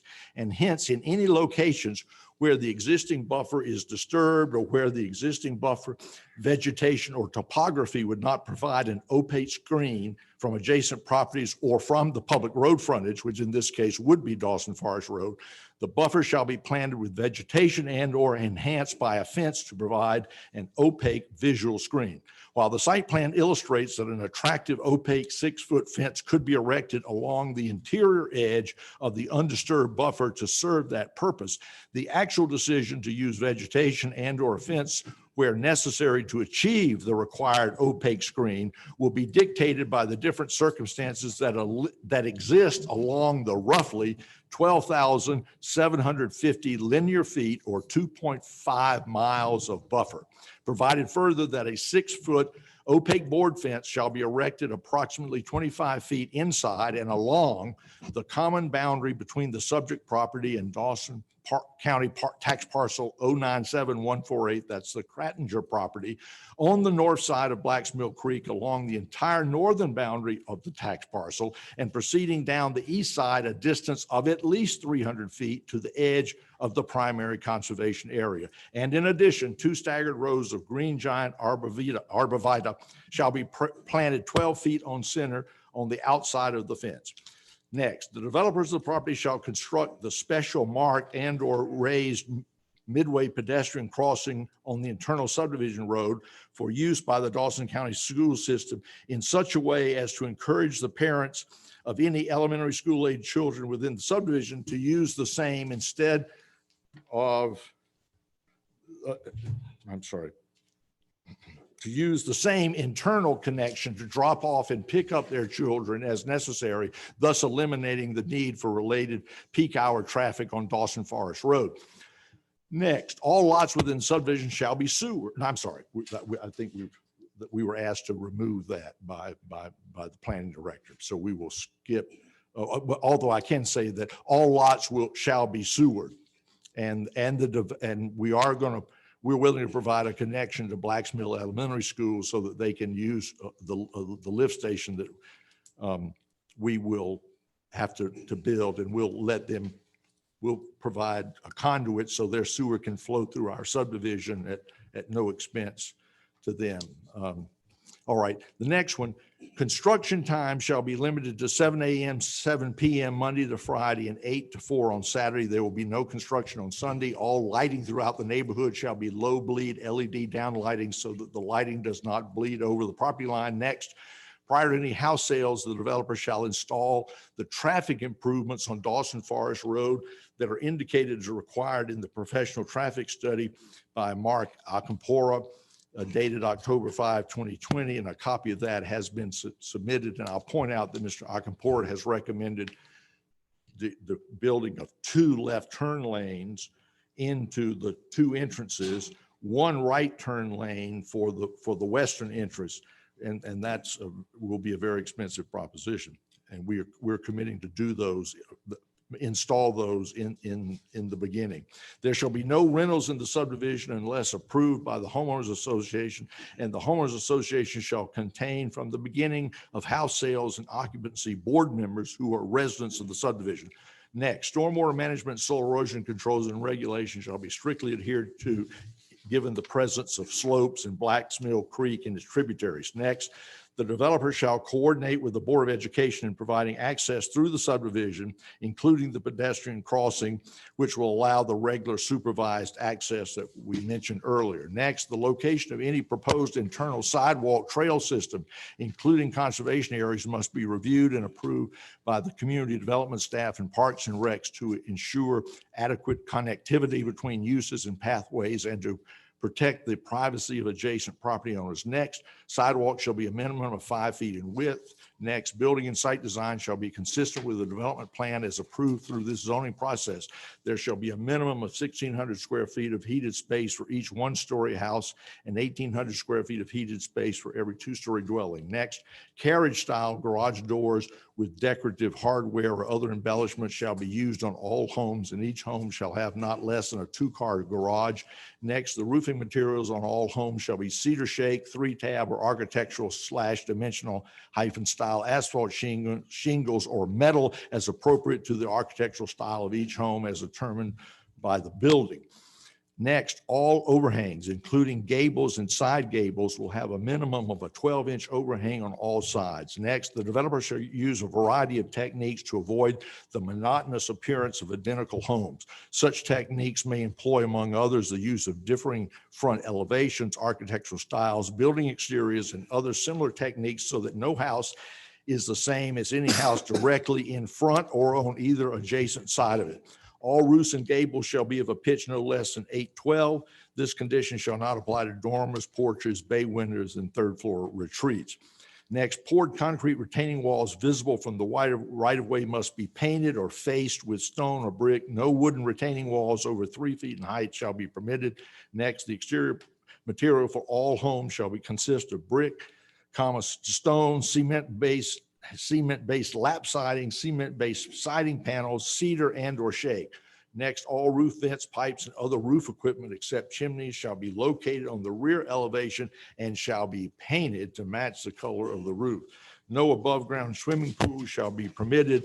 No window air conditionings may be installed. There shall be no more than 194 residential units within the development. And finally, the lot layout and overall site design shall be generally consistent with the site plan, except for changes approved by the planning director and needed to preserve lot yield that are necessitated by actual site conditions, including but not limited to rock and wetland, or by required traffic improvements.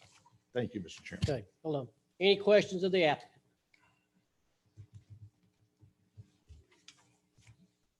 I will after a public hearing. Okay, we may have some for you later. You got anything? I'll wait after. You can ask now if you want to. What, do we know any kind of cost range or? Well, we're confident they're going to be in the 300s. And with, especially with, if we have the fiber optic broadband community, I mean, I think you're going to you're seeing your prices even as we speak. I know we've talked a lot about Black's Mill and undisturbed buffers where you can. How far is the first, like when you turn, how far is the first houses off Black's Mill? Will they be aligned? Is that?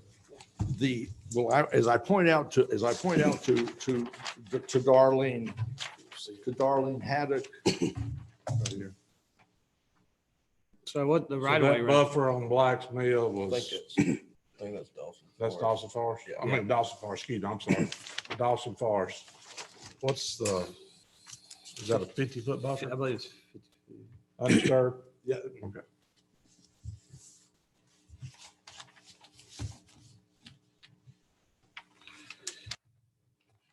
And Other we're- questions? And we're at 50.7% green space. That's correct. Or And that's, or 59, excuse me, 59%. 59 open, but the Open space. conservation, is the perpetual is 50 and then 50.7 then acres. 59 with the other open space. I'll go ahead and ask mine, just so the benefit of the audience may have some of the same questions. Maybe we can answer them collectively. Point number 2, primary and secondary conservation areas shall either be preserved and protected for perpetuity by permanent conservation easement in favor of Dawson County or dedicated to Dawson County. In either case, the 2 areas would be subject to restrictive covenants and conditions limiting future activities. Who sets those restrictive covenants and limiting activities? Well, they would be, they're in here. I've already told you That's all- what that's they are. All the ones that you're referring to. Exactly. And then, we would work with, you would have a decision whether you wanted it in the form of an easement or a dedication. And then we would work with Angela and, to work out the language and make sure that the restrictions are consistent with what we've told the neighbors and what we've represented to you. Yeah, unfortunately, I didn't get this till earlier today. So I think when you met with me, you said I'm the king of stipulations, and you haven't given me much time to digest this stuff. But and it's not marked, but it's on page 2, actually top of page 3, bottom of page 2, top of page 3.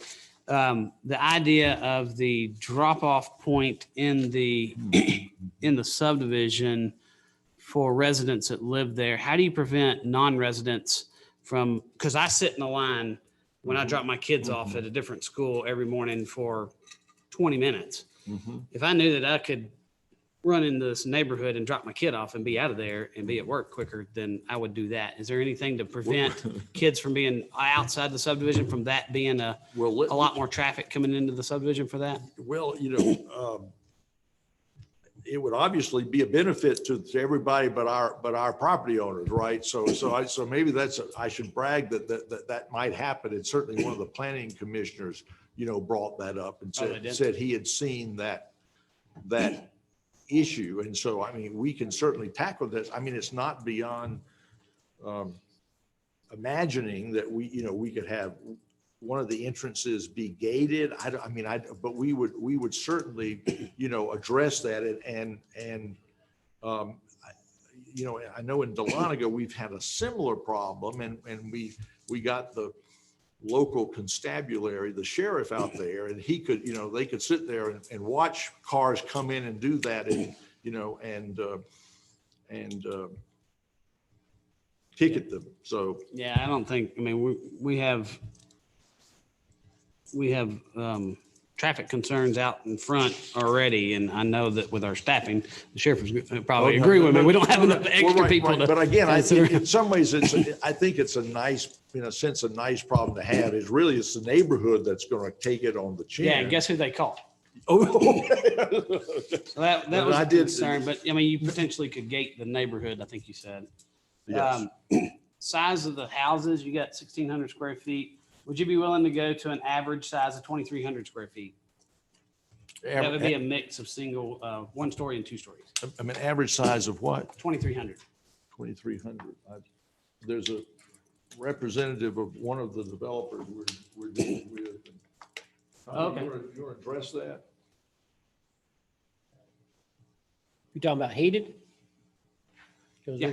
We're talking about 1,600, 1,800 Yeah, feet they heated dictated now. 1,600 here. I'm talking about 2,300 average. So you'd have some smaller and some larger. Yeah. They've got some ranches that are, in the 1,600, and those are very popular now, so But it'd be hard to and the police that actually. Okay. and Commissioner, I did my first zoning in Forsyth County, which is I think why Angela and I, one of the reasons we crossed paths. But and representing developers, they say depending on the level of finish, a 1,600, 1,800 feet house can be as expensive as a 2,500 feet house. So it is a kind of a rough, especially with people today wanting to downsize and yet wanting amenities and so forth. So I really think the demographic that we're looking at, if we have a fiber optic broadband community, I really think that we might be looking at a demographic that, would pay $350 for a 1,800 square foot home that's decked out with amenities. And so, but unfortunately, I've tried, I got the overhangs, but I'm afraid I'm just not authorized, because my folks know they can't afford to build this on their own. So we have talked to developers and we've been given some guidelines. And Okay. Well, you're 2,000 to 2,200. If you go, he said 2-car garage is about 400 feet. So under the roof, you're 2,000 to Yeah, I was 2,300. referring to heated square feet. Yeah. So we talk about finish. Would you be willing to go to 3-side brick and stone? Talking about higher finishes and things like that. Well, No. yeah, Commissioner, I'm all, like you, I'm all for this being, a handsome community that we can all, but the price of the building this, we're building the lift station, doing a force main back up to Dawson Forest, doing the road improvements, they're not going to be able to afford to sell these at the sort of price that I think you would, but they just don't want to have their hands tied because, like as I say, depending on the demographic, I can really see a $350,000 home that's only 1,800 square feet, but is, has finished to the max and has the broadband internet. So I think that it's a kind of a rough, but we're trying to, again, we're thinking that we're going to be well in the threes, but we just, the developers want flexibility. And, the ranch we're just doing something in Forsyth County with Commissioner Mills, and we've got ranch in the back, and then the more traditional 2 stories in the front, and the ranch are really for the more retirees. And and they tend to be in the 1,800 square foot range. So these are minimums, they're not maximums. And I appreciate your desire to go to an average, but again, you just can't necessarily peg price at square footage. And Sure. So what about depth of the driveways? We've had issues in other neighborhoods where we have a sidewalk that's required for subdivision regulations. What's the throat depth of your driveways? No, I'm the first to admit that you've taken me beyond my area of competence, and one of our advisors here can maybe shed some light. Sure, I understand. So throat, Depth of the driveway. yeah. So throat depth of a driveway would be how long is a driveway, and the goal is to have. It's obviously got to be, you're doing 2-car garages, so it's got to be wide enough for 2 vehicles. We got a sidewalk that's 5 feet wide. So one of the things that I've seen in other communities and complaints that we've got is the driveways might be 10 feet long, and then you got the sidewalk. So do we have at least 25 feet That's from the sidewalk to the garage door, I guess is what I'm saying. They'll have 25 feet from the back of the curb to the garage door, and the Right. sidewalk would be within, so you'd have 20 feet from the. Still enough for them to get the car. But we eliminate, you're going to have, the sidewalk doesn't go right to the curb, does it? Or do you have a little stretch of grass and then you got a 5-foot sidewalk? Well, the sidewalk would go across the driveway. Understand that, but if I got a curb, I got road, I got a curb, do you do a stretch of like a 1 foot, 2 foot stretch of strip of grass? Typically, And they then, do, is that 2 feet, 1 feet? they typically do about 18 inches. is what Okay. a lot And of then them. the 5 feet on top of that. So you're a little under 20, you're about 18 feet is my, Well, no, where your sidewalk goes across will all be paved. But he's saying. yeah. So you're not parking the This is- car and hanging this over the is a sidewalk. Yeah, I and don't want- walking. What's the distance between the garage door and the back of the sidewalk? So about, Yeah. it's 20 feet. So we can put that, put that in, okay? Can you do 25 Actually- feet? It's actually, well, the right of way is 50 feet. The road is 24, so you got, what's it? Road's 24, right of way is, After that, 50, so about 12 and a half feet. so you got 12 feet on, outside the curb. Well, the curb's, you got 12 feet, then you got 20 feet of setback to the house. So you got basically 32 feet from the back of the curb Okay, to the house. so can we put 30 feet down then as a condition? I just want to make sure that the number that I've seen, and the research that I've done is 25 feet from the back of the sidewalk to the front of the garage door. So you can pull a car up where you're not hanging over and blocking It'd be plenty. 25 feet is fine. Yeah. From between the you were back of saying the, 30, you were saying 32, he's saying 25. From the Yes, it'd back be- of the curb, Back of no, the from the side. back of the sidewalk. So you have enough parking where you can get two cars in the driveway, because we have other neighborhoods right down the road from this that we have a problem with. And so we want to make sure we can get vehicles in the driveway without hanging over the sidewalk. And Commissioner Gaines, when you say the back of the sidewalk, do you mean the edge of the sidewalk closest to the home? Closest to the house, And so what was your dimension again from the 25 edge of the feet, sidewalk closest to the house to the what? garage door. I mean, 20 feet would give you plenty of room for two cars. That's what The a depth, typical the depth of garage it, is. the depth of a vehicle. Not 20 feet wide. I'm talking about the, I know. That's what he's- You talking about having two of them back to back? no, Side to side, 20 feet's plenty of room for two cars side to side. yeah, yeah. I mean, from, okay. Let me see if I can draw it maybe. So we got a road and we got a strip of land. We got our curb cut. We got our sidewalk that goes up. And we got our garage door. You're saying you're 30 something feet to the front of the house is what you got setbacks anyway. You got to be 30 something feet, you said. Is that right? Yes, 12 feet from the back of the curb to the edge of the right of way. Because the road's 24 feet back of curb to back of curb out of 50 feet.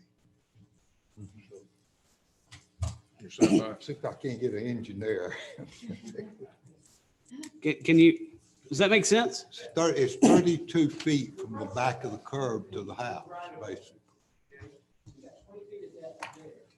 If your sidewalks are 2 feet off the back of curb, you have another 5 feet from the back of curb to the right of way line, and that 20 feet to the front setback line, you have your total 25 feet you're looking for. You built into the front setback is 20 feet. So you got at least 25 feet from the back of the sidewalk all the way to the front of the garage. Unless there's some situation that requires the sidewalk be pushed all the way to the back of the right of way. No, right. Yeah. Okay, okay. Yeah, that's perfect. Great. Sorry for the confusion.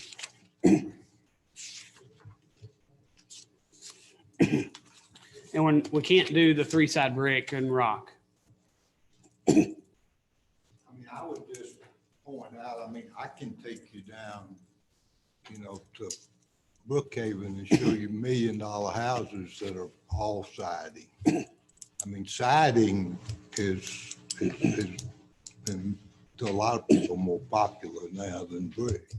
I just think, It's more rural.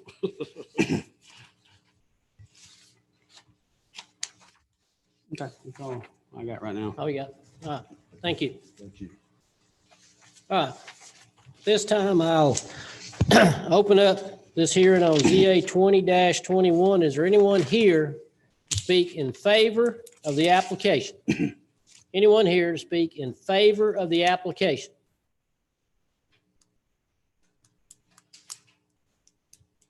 Anyone here to speak in opposition to the application? Anyone here to speak in opposition to the application? You can come next. Come on up, give us your name and your address, sign in. If somebody got the sign-in sheet.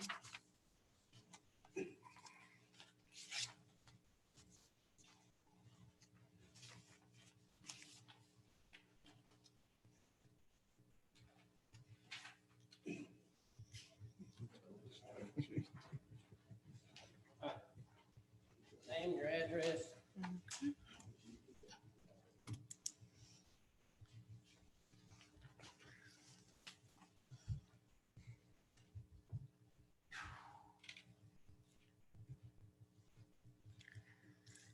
Okay, my name is Beth Martin, 586 Brights Way.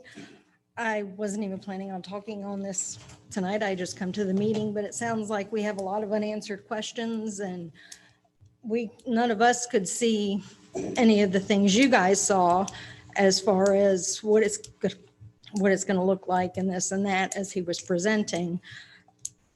I don't know if it needs to be tabled or something, but there seems to be a lot of unanswered questions and not really seeming like fitting Dawson County, where you're asking about the brick and the rock and the things that a lot of the houses around here have on them. And I don't know, maybe it just needs some more work. Thank you. Thank you, ma'am. Anyone else here to speak in opposition to the application? Come on up, give us your name and your address, and you'll have 3 minutes.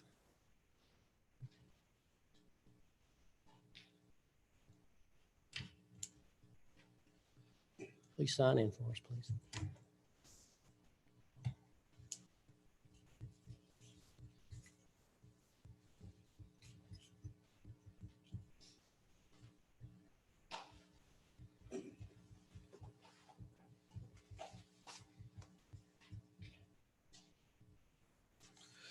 Yeah, my name is Tyler Carpenter. I was able to make it out last month, the planning and zoning. I spoke on behalf of this ZA 20-21. Our main concern, I spoke on behalf of myself and my fiance, who's the owner of the property. There's only a few houses that's actually going to be directly affected by this neighborhood, and ours is one of them. And they're talking about a 50-foot buffer first off. I mean, that's basically the length of this room right here from where they're gonna start building from the back, our backyard. I mean, I don't want that. I wouldn't assume that anybody in here would want that in their backyard. So there's a lot of questions that's left unanswered still, as it was in planning and zoning. There's a lot of the same questions that came up, and I'm glad that planning and zoning denied it. I'm gonna ask that you guys denied it as well. I got questions such as, what's the target population that we're looking for? Who's gonna be moving in these houses? I mean, that hadn't been brought up. The schools, obviously, they're saying that the schools are capable of handling the people coming in. This is gonna set a precedent for upcoming neighborhoods. We're throwing a lot of people, a lot of houses right on the same area. Are the schools gonna continue to be able to handle this many people coming in? Is the public safety, the fire department, the sheriff's office, are they gonna be able to continue to handle the amount of people coming into the area if we continue to add this many people into the area, neighborhoods and such? The crime rate's gonna go up. Is there a plan to deal with the crime rate that's coming in with this many people coming? They're talking about 3 proposed retention ponds. One of them could potentially be in my backyard. That's gonna be mosquitoes, bugs. The noise pollution. You guys obviously don't know me. I come from a prior law enforcement military background. I come back from overseas. My goal is to calm down, be safe. Now they're talking about bringing in blasting in my backyard. I don't want that. I don't think anybody else in the neighborhood anywhere around would like that. Talking about construction noise, trucks, equipment, all that's going to take factor to our traffic. Traffic's a whole nother issue. Our roads are already maxed out. There's too much traffic here as it is. Now we're talking about adding 400 cars, roughly 400 cars. That's just overloading the system. I mean, if you was right on 400, maybe we could talk about it. We're not on 400. We're several miles from there. These back roads can't handle that many cars. We're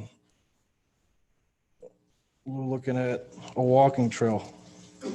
This can be directly behind my house as well. That's talking about a nuisance of kids and people walking behind my yard. If I wanted to sit out in suntan, which I might not. Nobody wants to see me sitting out on my back porch suntanning. I mean, I wouldn't want to see anybody else on their back porch suntanning. It also brings up predator safe haven. I mean, you got no quick access if something happens back there. Who's gonna be patrolling that? It's a good question to find out. And then you got local kids and teenagers that's gonna be hanging out back there. I mean, these are a lot of concerns of mine. I would think there would be concerns of you guys. Once again, I'm gonna ask you to deny this. You guys are our defense from the community, and I hope you do the right thing and turn it down. Thank you. What was Thank your you. address? It's 128 Blacks Mill Trace West. Thank you.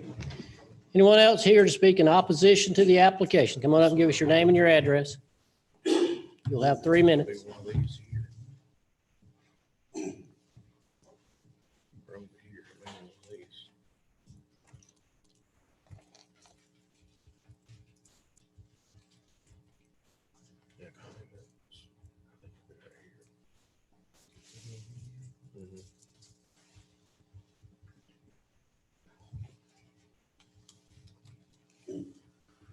Good evening. So I'm just asking you to deny this proposal, 4 Your years name? ago. Your name and address, Oh, please. Yana Monolakis, 128 Blacksmill Trace West. 4 or 5 years ago, it was a cell phone tower. This year, it's, a neighborhood. I don't want anybody in my backyard. I know Dawsonville's growing and I'm open to growth. We don't have the resources for this much growth at once. I moved from Forsyth. We saw the same thing in Forsyth. We didn't have the roads. Everybody was miserable with traffic and we're not there yet. We will be there. We're just not there yet. And to add 194 homes, it's just going to add so much more traffic. I can already picture people cutting through on the Blacksmill Road where the bridge is. It took 3 years to get that bridge fixed. I was never able to cut through to go to Dawson Forest for my neighborhood. And now it's finally fixed. And all these new people are going to be coming through our way to cut through Jotham Down to get to Cumming. I can already envision it. And I mean, Tyler, he basically hit on most of my major points. I just want to point out that we don't also have the health care for all these people. I work in healthcare. People, when I worked in Cumming, they were always coming from Dawsonville down to Cumming. Now I work in Dahlonega. People are always, driving 30 minutes, creating much more traffic than we already need to come up there. So there's just a lot of things that we're just not ready for all at once. My sister, she lives behind Sweetwater Preserve. She has all kinds of people always walking through her backyard, stealing stuff. I don't want that. I feel safe, at my house, and I don't want to feel unsafe. So I'm just asking you to deny it at this point. It's not really a hard no for me. It's just for right now. And that's all I have. Thank you. Thank you. Anyone else here to speak in opposition to the application?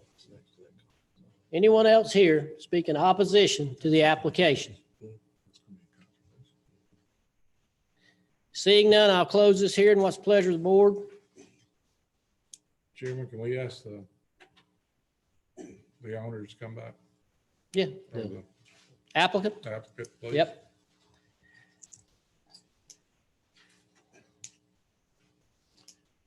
Blacksmill Trace with a young couple. Yes. Now, how far are y'all off? I know he said 50 foot. Do you have homes there? Is that some of that conservation area? I'm trying to see where Blackmill Trace is. Where is it? That's what we're trying to put up. This is what Dawson Forest.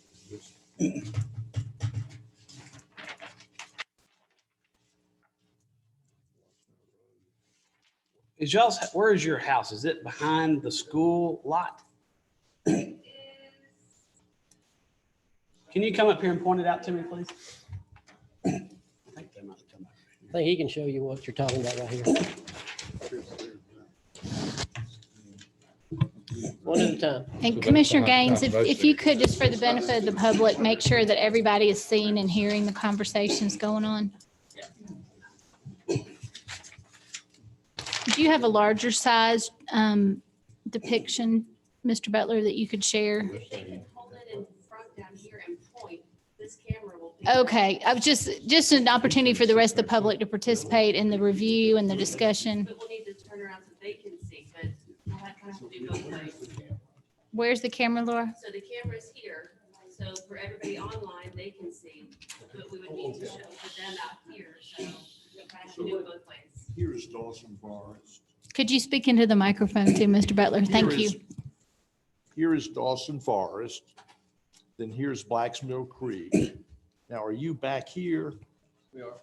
That's Okay. 600 foot then. Okay, so he's back here as we thought. He lives near, Over this way though, here are the lots. we're in the cul-de-sac, You know, cul-de-sac right in here. but here are the platted lots. Okay. Okay, so that was where Darlene Haddock, as you recall, lived. And I dealt with her and we changed the restrictive covenants to make sure that this area, so they'll have roughly 600 feet of buffer and that this 300 feet will be left fallow. It will be for view the shed minimum- buffer, so no one will be going back there. So the minimum is 300 foot from those lots? You're saying there won't be anything on the south side of the South stream? side of the creek, and that was in return because of the same concern that his neighbor, Ms. Haddock, had raised, and now she is copacetic, as they say. Are y'all willing to put a fence up on that back area? You said it wasn't but 4 homes. No, these are all these homes. I'm saying we're way over here, Mr. Commissioner, and we're giving them all this land that they have, and we're not going to touch it. So nothing will happen back there. So we're not changing a thing. And then when you add in this, they're 600 feet From y'all's lots. from the development. So the lots that I was talking about, where we do back up are, let me get my organization, here with Mr. Krattinger, who's with us tonight, and okay. And then these people, they're like 3 lots here. And again, we wrote everybody, and I presume they got my 3 letters, and I respect their ability to oppose, but they never contacted me, or I could have had the same conversation and reassured them. So we tried to reach out to everybody and got no opposition. So Black Mills Trace, you're 3 to 600 feet off. That's correct. Thank you. Any other questions from the board? Motions?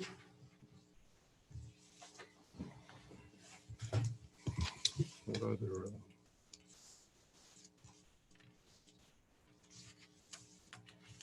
I'd like to ask Commissioner Gaines a question. Go ahead. Stipulations. Did you have other stipulations?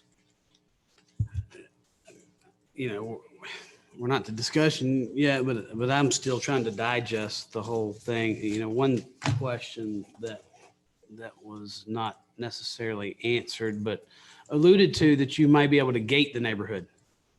I mean, do you want to check with your guy there? Well, I mean, we would have to do something if we have the problem that you anticipate, which we think is, we thought, we obviously, in talking about having a backdoor connection, and in part it was to allow the children to go from the school. But if you want to take that out and say that our folks can't use that, so then, we'd certainly be amenable to that. No, I think it's a positive that you have access to the school from the subdivision. Would you be willing, you said you might be willing to gate the subdivision to prevent outside people from coming in Well, and I'm dropping just their saying, kids off? that would be one solution, but I'm saying, I think we will have to find a solution, because otherwise we're going to have trouble selling lots. So we will definitely, I'm glad you think it's a positive for the community. And so we will definitely work that out, and gating would be certainly one solution. Yeah, it's just a double-edged sword, with, Yeah.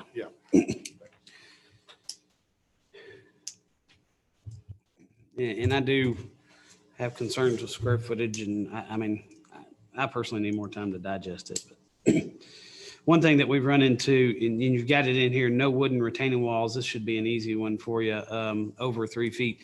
I would like to see us, and maybe it's something we change long-term, but to do away with retaining walls in general. You can use the stacked block, or you can use poured concrete. But what happens with wooden retaining walls, wood is not pressure treated like it used to be. It used to last as long as, used to last many, many years. But now the pressure treated ground contact with a retaining wall deteriorates. And typically they're found on a property line, and you get 2 property owners that are disputing over the repair of that. So, ancillary of this, I would like to see us in general go away from using retaining walls in general. And that's an easy fix for you. Use the stack block. I mean, that shouldn't be a problem for you guys. But that would be something else that I would like to see. Does that make sense? Is he okay with that?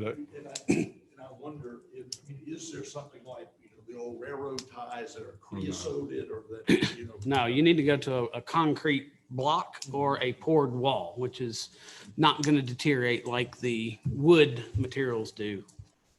Stack block. I think he said that Maybe. we can absorb that.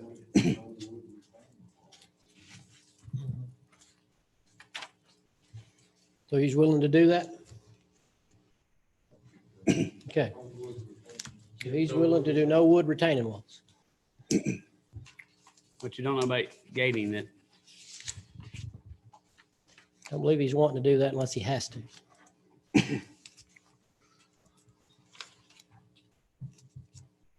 Mr. Chairman, Yes, sir. I make a motion to approve ZA 20-21 with stipulations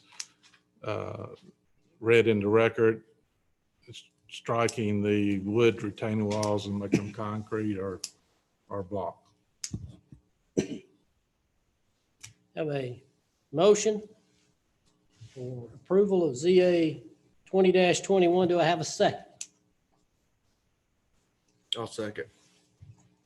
We have a motion by Commissioner Satterfield, seconded by Commissioner Dooley. Discussion. As Jameson stated, it does fit our future land plan, our map. It was zoned at one time for a higher density. Buffers, I mean, we're exceeding what's required in that zone, and we're at 59% green space. And I think the question was around some houses on Blacksmill Trace, and they're 300 to 600 feet off undisturbed buffers. Other discussion. Mr. Chairman, Commissioners, if I could just ask for clarification. There was one condition, unfortunately, they're not numbered, and that's one thing I would ask is if for the record, we could, just sequentially number each of the bullet points, which I think would be helpful when we're enforcing these or implementing them.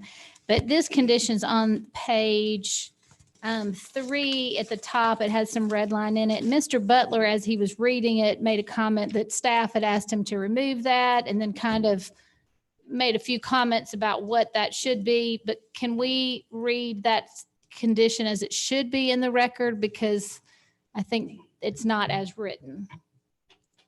I think what you're alluding to is we would like to strike that particular portion. If you want me to read it.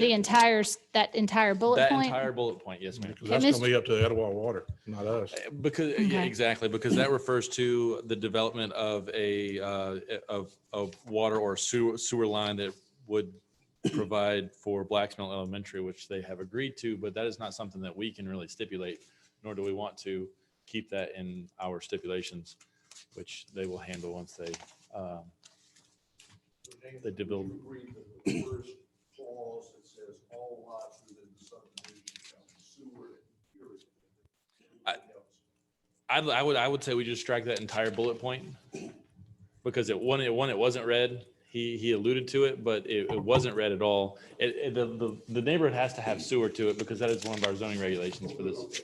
So that's Okay, so that's important. So our development regulations will require them to be sewered. yes. Now, what about the fact that the sewer connection to Blacksmill Elementary School that's being offered? I would think that might be of value.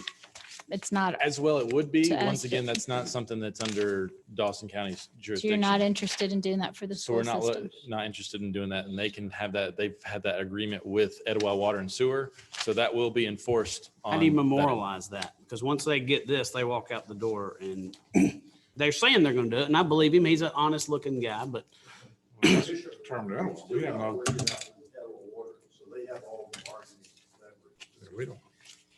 Yes, and that's actually in Etowah Water's regulations as is. And I spoke to Etowah Water and Sewer earlier this evening, and they were more comfortable with striking that in its entirety as well. Okay, so Etowah Water and Sewer Authority has regulations that say that they get a sewer connection to the elementary school? Not necessarily that, but any sewer connection in the area, they have specific regulations that say have to be, Connectability?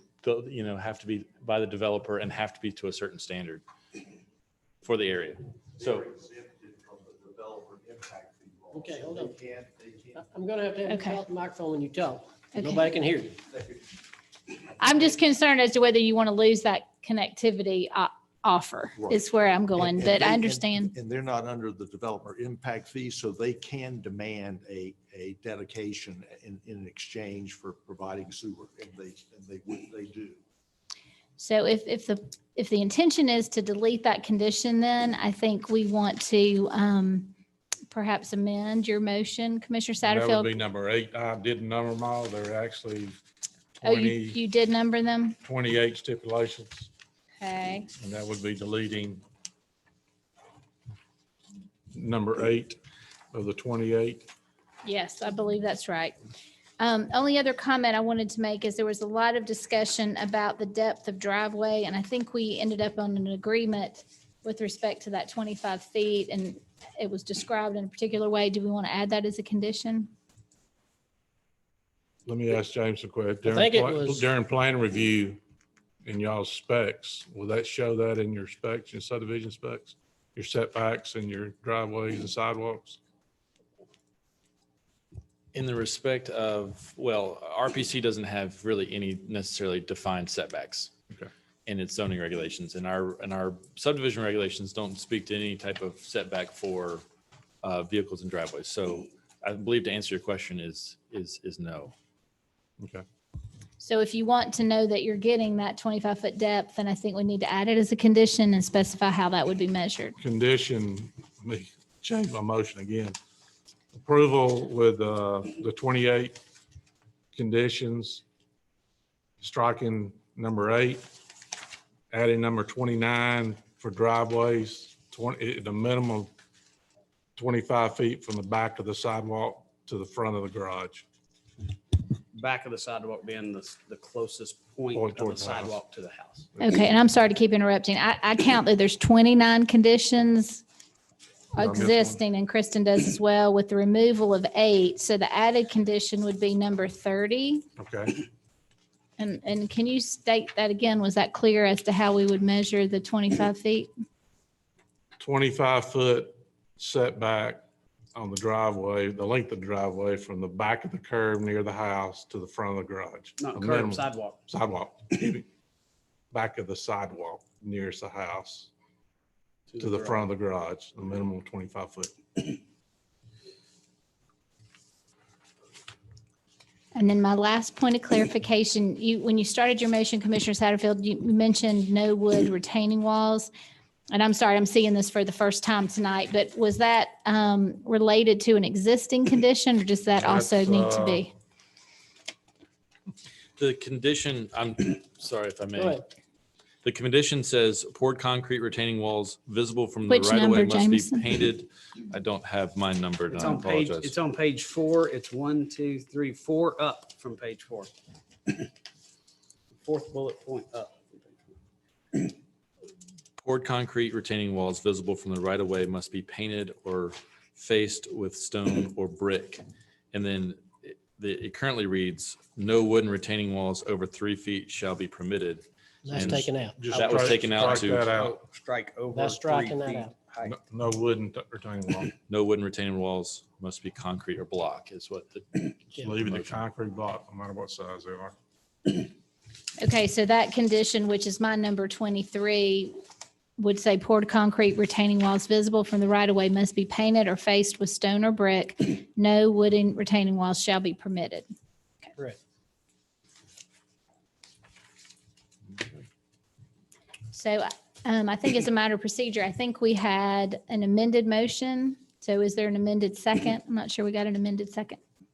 I'll second. Second to the amendment. To the second amendment, I do have another question. Okay. So, on number 2, here stipulation number 2 about the primary and secondary conservation areas to be protected in perpetuity.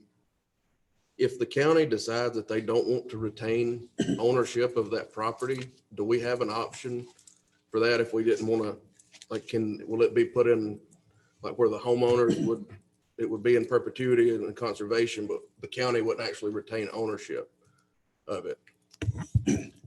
That's an interesting question, and I'm not sure exactly what's proposed, and I apologize. I haven't been involved with this or negotiated these conditions. Mr. Butler, do you want to speak to that as to what is proposed there? Yeah, it should be written either We way. don't want it. But you still need to It's the- have. It's the Or, I county. mean, Drill down on this thing. Commissioner Dooley, it would be the county's decision, so we could either retain ownership and give you a conservation easement that you could enforce, that is, require us to keep it, but you wouldn't have to assume ownership. So, and that's done all the time with, with various trustees, but being a governmental entity, you're eligible, of course, to have a perpetual conservation easement since Dawson County will be around forever. So that would absolve you of any maintenance responsibility. You would just have the right to enforce it, and make sure that we didn't violate it. Okay, that was my concern, is if we didn't particularly want the But it'd be property. your choice. So for instance, if Matt Payne says, boy, I'd really like to, do something with this, y'all can decide how to go. Okay.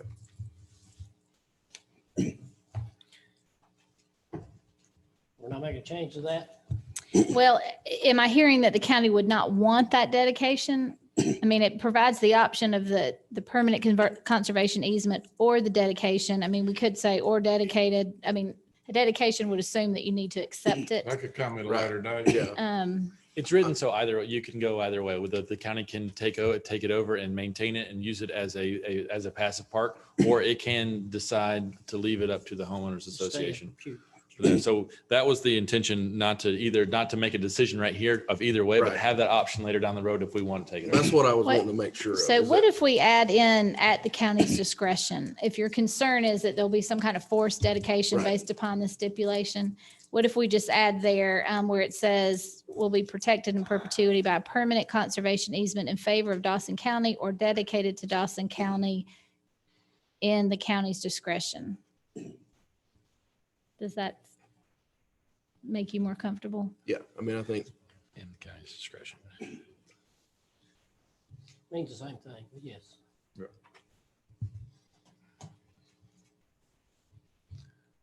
I think that would make clear that you choose, Right. not the developer. Does that need to be added to the amendment? Yes, sir. So you know what I might suggest I just- is, Since we're still. Start I over would again. suggest We pull all the motions you've made. I agree with that, in just seconds and start over. withdraw them. So And are you willing to withdraw who motion, the amended motion and the motion you've made, Commissioner Satterfield? Yes, sir, start over Are you again. willing to Can we have- withdraw The yes. 2 seconds you've made? Now, we're back to square one. Are you guys willing to try to mitigate the outside traffic coming in by requiring the subdivision to be gated?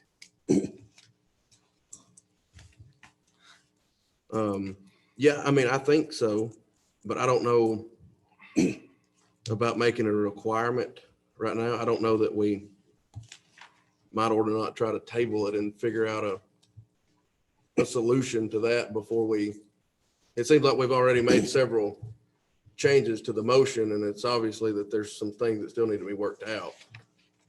But I do believe that may be an issue in the future, but I don't want to tie us to anything right now with that, because I don't know that would be something that the developer would even want to do, or that there may be another solution to the school drop-off problem other than gating. And I think that's just one solution. And I think we could explore that. Yeah.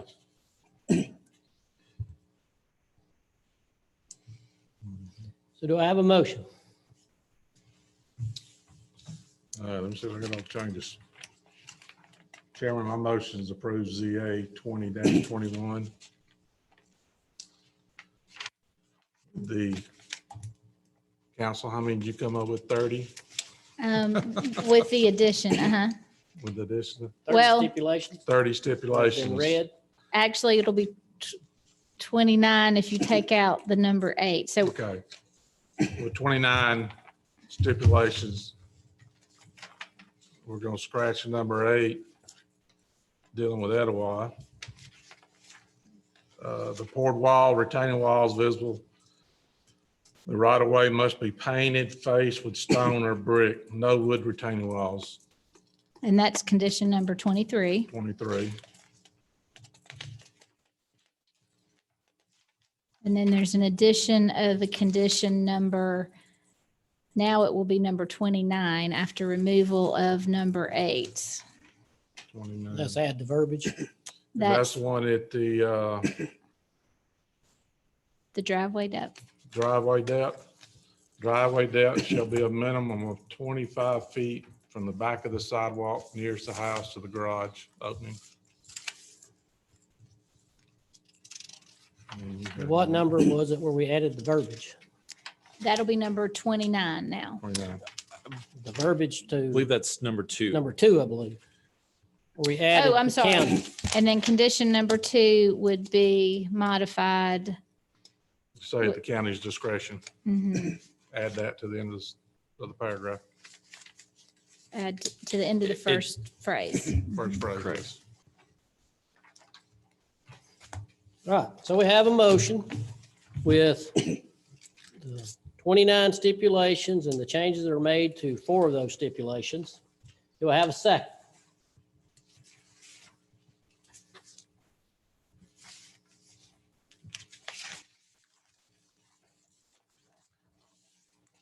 Do I have a second?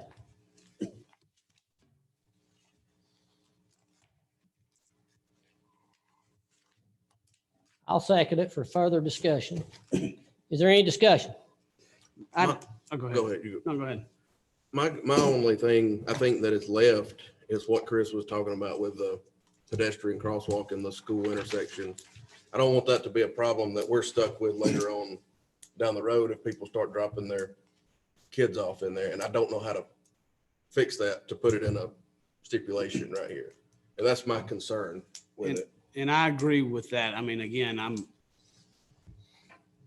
I like time to digest and go through, and this issue kind of popped up when I'm thinking about that. And so, to me, we got a lot of ambiguity and moving parts. I have some other No, not right now. concerns about what it's going to look like. We've got a neighborhood right down the road that looks like it's straight out of Florida, and it doesn't fit the style of the community. So, you know, it would be my desire. I'm not necessarily against it. I think conservation subdivisions is really what we want to strive for, where we protect in as much green space as possible. I think the developer's done a good job of mitigating issues with rubs against houses around it. I think they've done a good job with that. There's just a handful of things that I would like to drill down further on, and would personally like more time to digest it. It would be my suggestion to table it, but that's where I'm at. Any more discussion? We have a motion and a second. No further discussion. Please vote.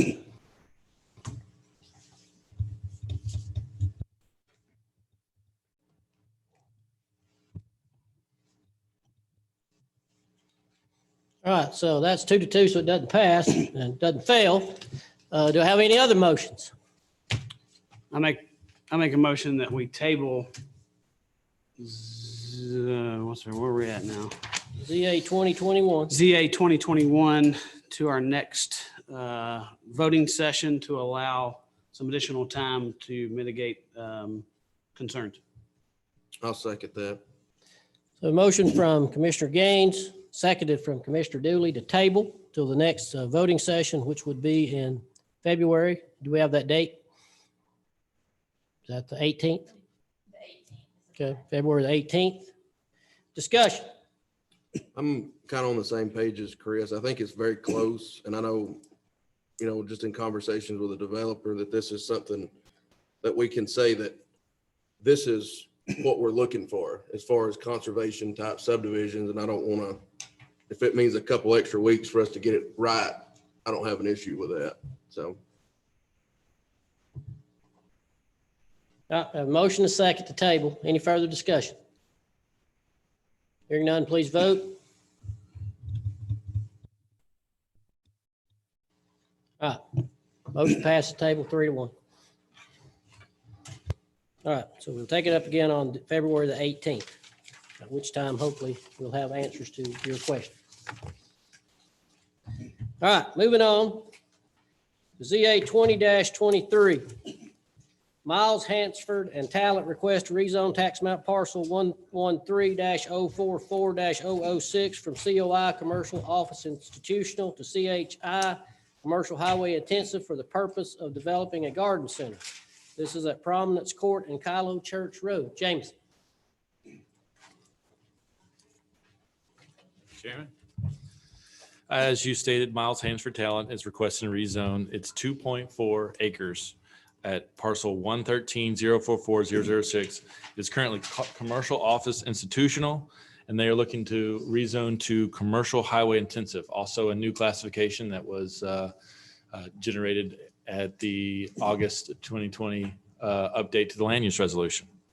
Their purpose is for opening a garden center. The property is located at the corner of Prominence Court and Kylo Church Road, but also has frontage along Georgia 400. This property was most recently used by GDOT when they were developing the continuous flow intersection. Other than that, it has been vacant for many years. It was rezoned to the commercial office institutional in 2005 for the purpose of a doctor's office that never ended up being developed. Our comprehensive plan shows the site as commercial highways business, which is a spinoff of what the commercial highway intensive was. So for all intents and purposes, this would be an appropriate use for this, this area. This also was heard at the Planning Commission on December 15th with a unanimous recommendation for approval with no additional stipulations recommended. Also, this falls within our 400 corridor, and the applicant does know that they would have to follow all the 400 corridor guidelines as written at that time when they choose to develop the building on this property. I will entertain any questions. Questions for Jameson?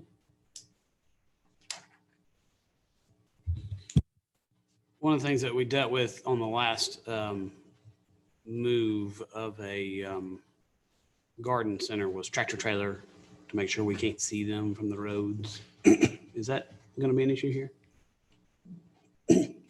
I'm not sure that this garden center has any intention of having a tractor trailer associated with it. If anything, they'd be moving in and out. They're not looking to do store them. This to store them like the previous one was. This is also, if you've driven by it, you can see it from 400. So there aren't any trees. There is really no way to shield this particular property from that type of site. We're just gonna have a building plus overhangs on each side for underneath the roof. Keeps things out of weather. Correct, and some things around that you can walk through and pick out different types of, Like a pikes or something like that. exactly, something similar to that. Other questions for Jameson? Thanks, sir. We may have some more later. Is the applicant present? Come up and tell us what you'd like to do.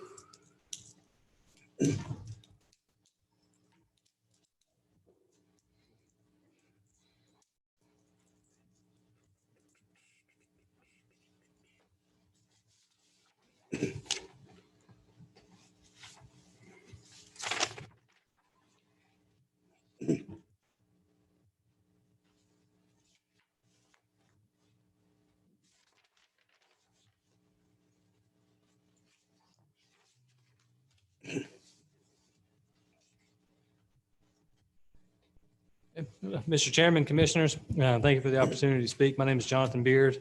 I'm with Miles Hansford and Talent here on behalf of the property owner, Mr. Zane. Jameson hit the highlights, so I'll be concise. We're seeking a rezoning from 2.4 acres. It's already zoned commercial. We're seeking another commercial zoning. We would have gone commercial highway business as the surrounding properties are. But the use and speaking with Jameson and Harmony, the new zoning classification with CHI was more conducive to what the proposed use is. Again, this is going to be, as James pointed out, a garden center primarily for, it will also have a lot of sculptures. So it'll have fountains, it will have pottery for plants, things of that nature. There's, as you can see on the site plan, there's a large proposed gravel area.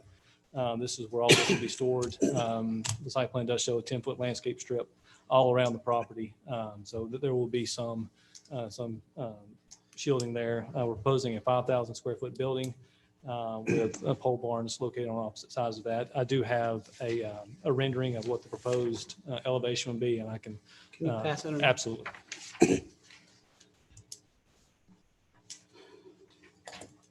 So I think what else? We are showing two drives, one on Prominence Court and one on Kylo Church Road, just for traffic flow as well as deliveries. There will not be large trucks that will be stored on this. It will only be deliveries in and out.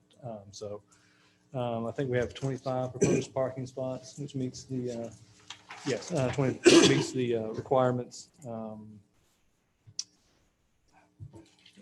So I don't want to rehash what Jameson's already pointed out. I mean, that's the basics of the development. Again, this is going to be for, it will be primarily for lawn sculptures, but there will be, accessory landscape supplies and plants as well. So it will be a kind of a mix. It won't be one or the other. It will be a mix of what is sold on site. And I'm certainly happy to answer any questions, but I know you have all had a very long night, so I will be brief. So if you have any questions, I'm here. Questions of the applicant? The owner is familiar with the 400 corridor. He's okay with that. He is. He is a resident of Dawson County. He is familiar with that. He has operated this business. This is a business that was in downtown Cumming, a very similar business that is moving. That area has been developed as most areas are. So he's having to relocate to a different site. He's on this for a number of years, and he is a resident of Dawson County. You said you got is that a planted tree line around the outside edge? Is that what you said? Yes, there's a 10-foot landscape strip located along the perimeter of the property. You can see that in, I don't know if you have a color copy. Yeah, and just curious, I mean, is this to landscape strip is a very open word or sentence. So are we doing Leland cypresses, or are we doing ground plants, or? It would likely be ground plants. I don't know exactly what that corridor, what is required for that. We have to go by the tree ordinance. Right. So we'll have to have some trees and stuff. It would be similar to any other development on the 400 corridor. Okay, so we'll have to have And some as you trees. know, this property is elevated up on Right. the hill, especially from 400. So even if you were to plant certain trees, it would be impossible to shield this in its entirety. But you can, the 400 corridor is pretty specific on the landscape strip that goes all the way around. We require that on all commercial developments. What size trees, caliber trees? Yeah, all that's Correct. It's all part of the guideline. And I assume that he is gonna want it to look nice, because if I see a garden center and I drive up and I see some trees like I see at 400, I'm not stopping. So I assume that he's gonna make this look nice, so you'll go and buy that, wow, I'm gonna pull in there. Right. So. I've seen this place in Cumming. It's Well, what are you saying? Is it scraggly trees? this building looks nice. I mean, it looks like it'll be a nice building. It does. Candidly, I was surprised when I got the rendering. Like I said, I think the site is going to be very nice. It's not an existing site that he was at in Cumming, where he was kind of held to the existing building. He was not the owner. He was the lessee on that. So his hands were kind of tied. He owns this site. He's looking to develop, and like I said, he provided that elevation of the proposed building, what it's going to look like. You cool with putting in stipulation, no on-site tractor trailer used for storage? I haven't discussed that with the applicant, but I don't foresee that to be an issue. Does he have it in his present location? I can't remember if he had, I don't think so, but I don't think so. I don't believe he did either. I mean, you And I'll- stated in your opening presentation that he wasn't going to have them. No, that, like I said, it is supposed to be just for delivery. As at his previous site, he did not have any storage. Again, those are supposed to be for drop off only. And so that is my understanding. Again, I haven't discussed that specific with the Will this be also pine bark and stuff like that? There will be, as I understand it, there'll be landscapes, there'll be fertilizer and things like that to go with the plants that will be sold. I will say that largely it is going to be with the sculptures with kind of an accessory of the other, with the plants and the landscape supply, things of that nature.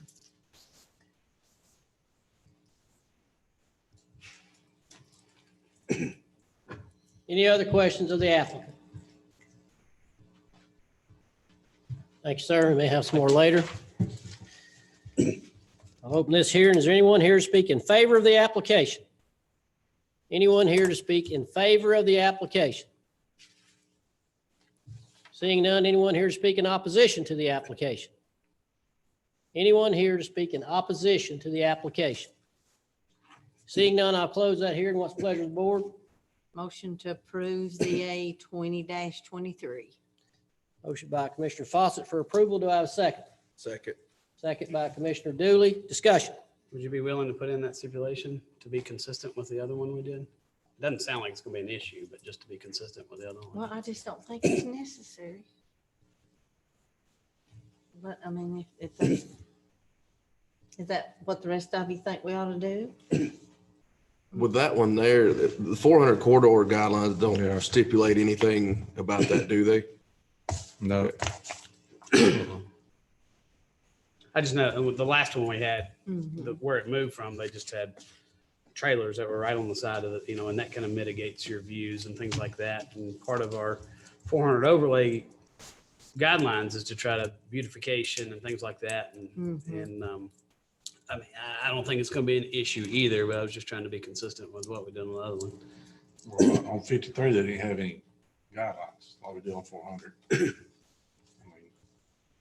you got them sitting, you got 3 or 4 sitting at Home Depot, Yeah. and a dozen sitting at Wish I could get rid Walmart. of them. I mean, that's,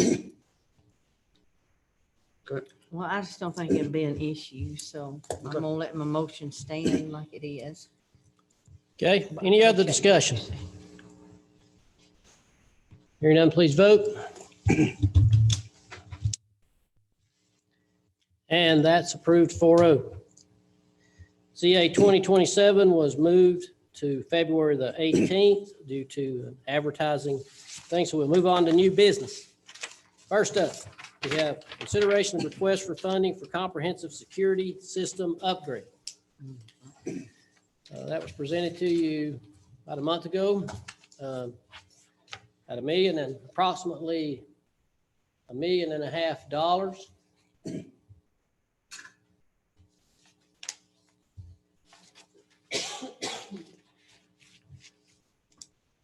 I don't think that number was solid. That's what I was gonna ask. think Do that's- we know I think exactly that what it's gonna hadn't been be? sent out yet. I think Hadn't been that's- sent out, so I guess the motion could be, if you wanted to do it, to send it out to see what the actual cost would be.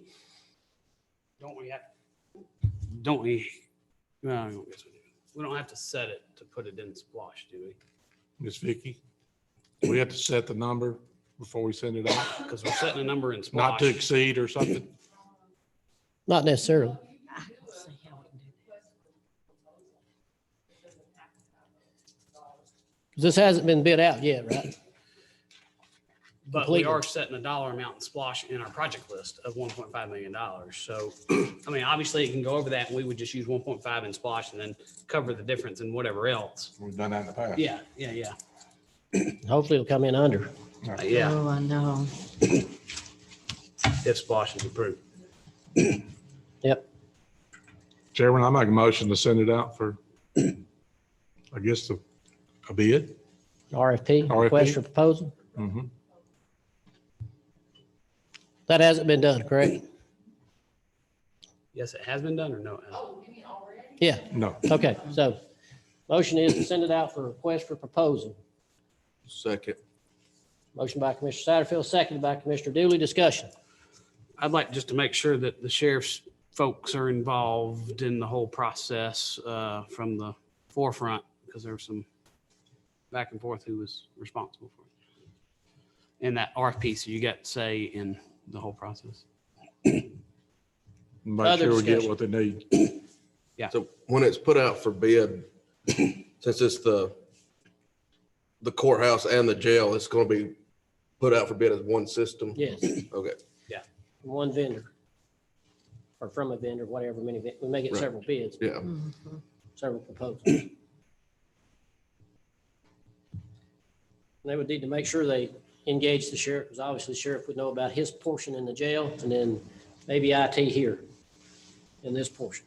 I would assume that it would be a joint effort, putting the specs together, the sheriff's office, I tell you. IT, and emergency services, and probably public works as well, so. And I would think that there would be a committee that would probably put it all together and then evaluate. Okay. Any other Will discussion? Melissa Holt be doing it? Well, Yeah. she'll be involved as Yeah. well. She's one of the. Yeah, She'd facilitate. yeah. Okay. Well, I think we gotta know how much we're talking about. Yeah, all right. So a motion is second, send out for RFP. Any further discussion? Hearing none, please vote. And that's approved 4-0. Next up, we have consideration of family connection physical agent request. Ms. Nancy brought that to us. That's something we do every year. It's just something that we repeat. She brings it and has it.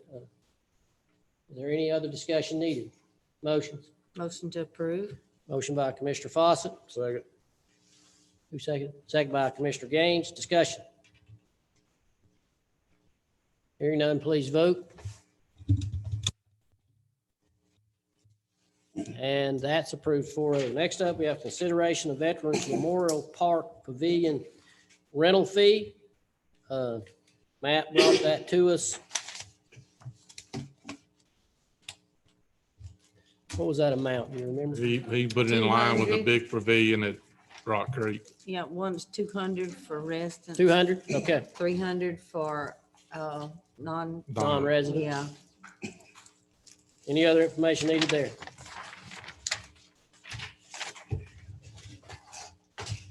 Motions? Motion to approve the rental fee for veterans. Motion by Commissioner Satterfield, Second. seconded by Commissioner Fawcett. Discussion.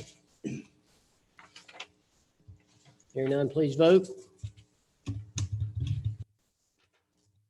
And that's approved 4-0. Next up, we have consideration of a resolution requesting the calling of a special election to oppose a county 1% sales, 1% special purpose local option sales and use tax. Any other information needed? Do we have the resolution? Yeah, what is it gonna say? Do we need to? You should have a copy of that. Oh, oh, I didn't know if we needed to read it or anything. Are we good? oh, okay.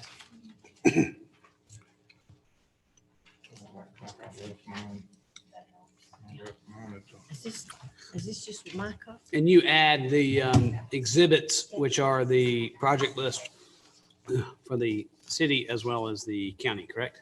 Yeah, Sam distributed that. He Yeah. sent that later earlier today. Yeah, I didn't print it. Had both the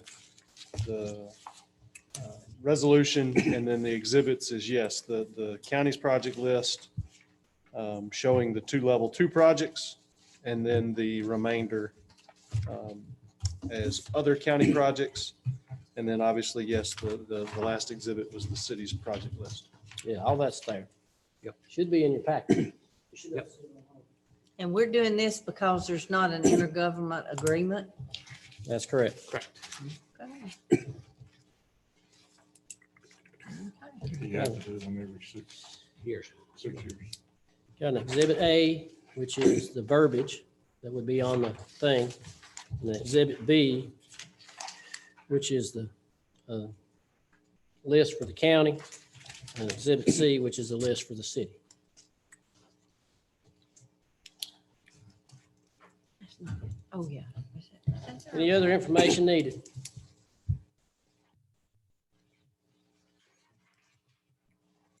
Motion?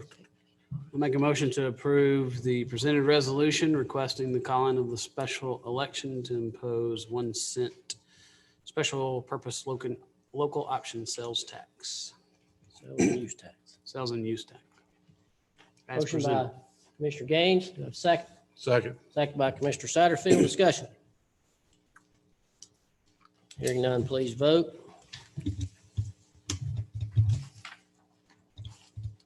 And that's approved 4-0. Next up, number 5. Request to accept 2021 Criminal Justice Coordinating Council K-9 grant.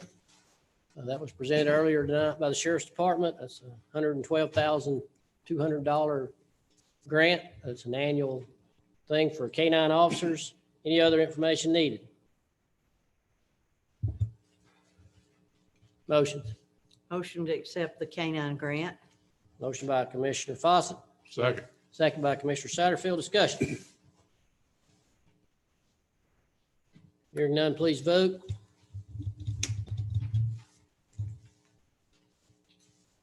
And that's approved 4-0. Next up, we have number 6, for Center for Tech and Civic Life COVID-19 Response Grant Funding Approval Request. This is a private grant that the voter registrar office put in for a little over $21,000, and they were approved for that. So they need a approval for us to receive that funding and so that they can distribute it by the January 31st deadline. Any other information needed? Motions? Make a motion to approve. Motion by Commissioner Gaines, Second. second by Commissioner Fawcett. Discussion. Hearing none, please vote. That's approved 4-0. Number 7, an intergovernmental agreement with the City of Dawsonville and the Dawson County Board of Elections and Registration relating to the 2021 municipal elections for the City of Dawsonville. That was presented by council earlier tonight. Any other information needed? Motions? Motion to approve. Motion by Second. Commissioner Satterfield, Second. seconded by Commissioner Dooley. Discussion. Hearing none, please vote. And that's approved 4-0. Next up, we have board appointments. We'll take these one at a time. Danny Thompson, EMS Advisory Council, and Robbie Lee for the EMS Advisory Council, both terms January 2021 through December 2022. Any other information needed? Motions? Motion to approve. Motion by Commissioner Fawcett, Second. second by Commissioner Dooley. Discussion. Hearing none, please vote. That's approved 4-0. You've been reappointed. Next up, Health Board. Reappointment of Billy Thurman, term 2021 through December 2024, unless somebody wants that job. Is there any other information needed? Motions? Motion to approve. Motion by Commissioner Fawcett, Second. seconded by Commissioner Gaines. Discussion. Thank you, Billy. You and Dr. Anderson and Chief and Laura, and I think everybody's, if y'all's phone rang as much as mine did over the weekend, then bless you, because I was answering phone calls Sunday morning at 7 o'clock. We do get a few. Thank y'all, what y'all done. Yeah, y'all doing a good job. Any further discussion? It'd be in your paycheck. That's the reason I make the big bucks. Hearing none, please vote. And that's approved 4-0. Next up, we have Planning Commission District 3 alternate. Gene Mariansky, appointment term 2021 through January 2021 through December 2021. Any other information needed? Motions? Motion to approve. Motion by Commissioner Satterfield, Second. seconded by Commissioner Fawcett. Discussion. Hearing none, please vote.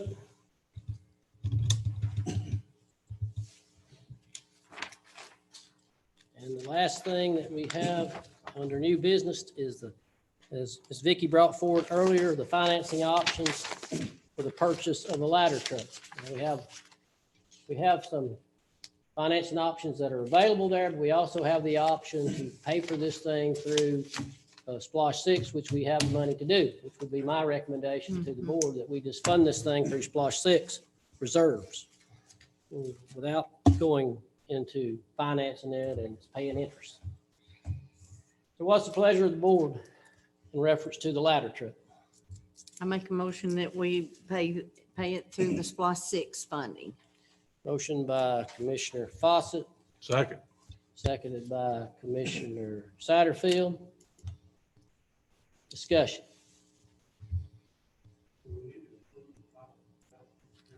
Oh, yeah, we need to change. Oh, Thank that's you for right. catching that. That's right. Add the amount, which was. Yeah, we one- had a slight adjustment, I think, to the amount. Well, then it Way to go, was- chief. Vicky had 1 it million right. what? 1,119. Vicky had it right. Yeah. Just right on what you got. Yeah, 1 million. It, 1.2 million is a high water mark. Let's just call it that. Well, I thought we wanted a specific amount. We well, got a Pacific amount. Not to exceed. yeah, what we want to do is to correct the previous amount that was previously voted Okay. on. We were short. So, it's, it's about 8,000 short of one. No, it's just 1,000 short of 1.2. So you could say in a not to exceed amount of 1.2 if you prefer, or the exact amount is $1,199,756.02. That's right. That's correct. Want to amend your motion? Out of- Not a penny more. We can either Full amend, tank of gas. Ms. Davis. Okay. Ms. Davis, we could either amend this motion or we could do another motion for that. Either way is fine. Was the motion already voted on? Well, yeah, motion and a Wasn't voted second. on, seconded. Motion second. So, it gets complicated with the amended motion. So if That's you right. want to simply just withdraw them both and start over, I think that might be the cleanest record Okay. for Ms. So do Christie. you want to withdraw your motion? Make a Okay, motion. I withdraw my motion, my. a motion. Second. Second. Motion and withdraw your second. All right, so let's have a new motion. Tim's Yeah, second. no, Or whoever second. Tim second. I thought you second and something else. Commissioner Dooley's had a doozy of a first meeting. hasn't he? Yeah, well, that's your I'm first hoping meeting. they're all like that. It's downhill from here, brother. All right. Sharon, you gonna make another motion? Yes, I make a motion that we fund the cost out of SPOS 6 and the amount is not to exceed 1.2 million. Is Second. that what we want? So we got a motion from Commissioner Fawcett, seconded by Commissioner Satterfield. Discussion. Hearing none, please vote. And that is approved 4-0. That's all the new business that we have. Do we have anybody to sign up for public comment in this section? No, sir. Okay. We don't have any need for an executive session. So with that being said, we are adjourned. Thank you for your attendance and thank you for those who were with us online.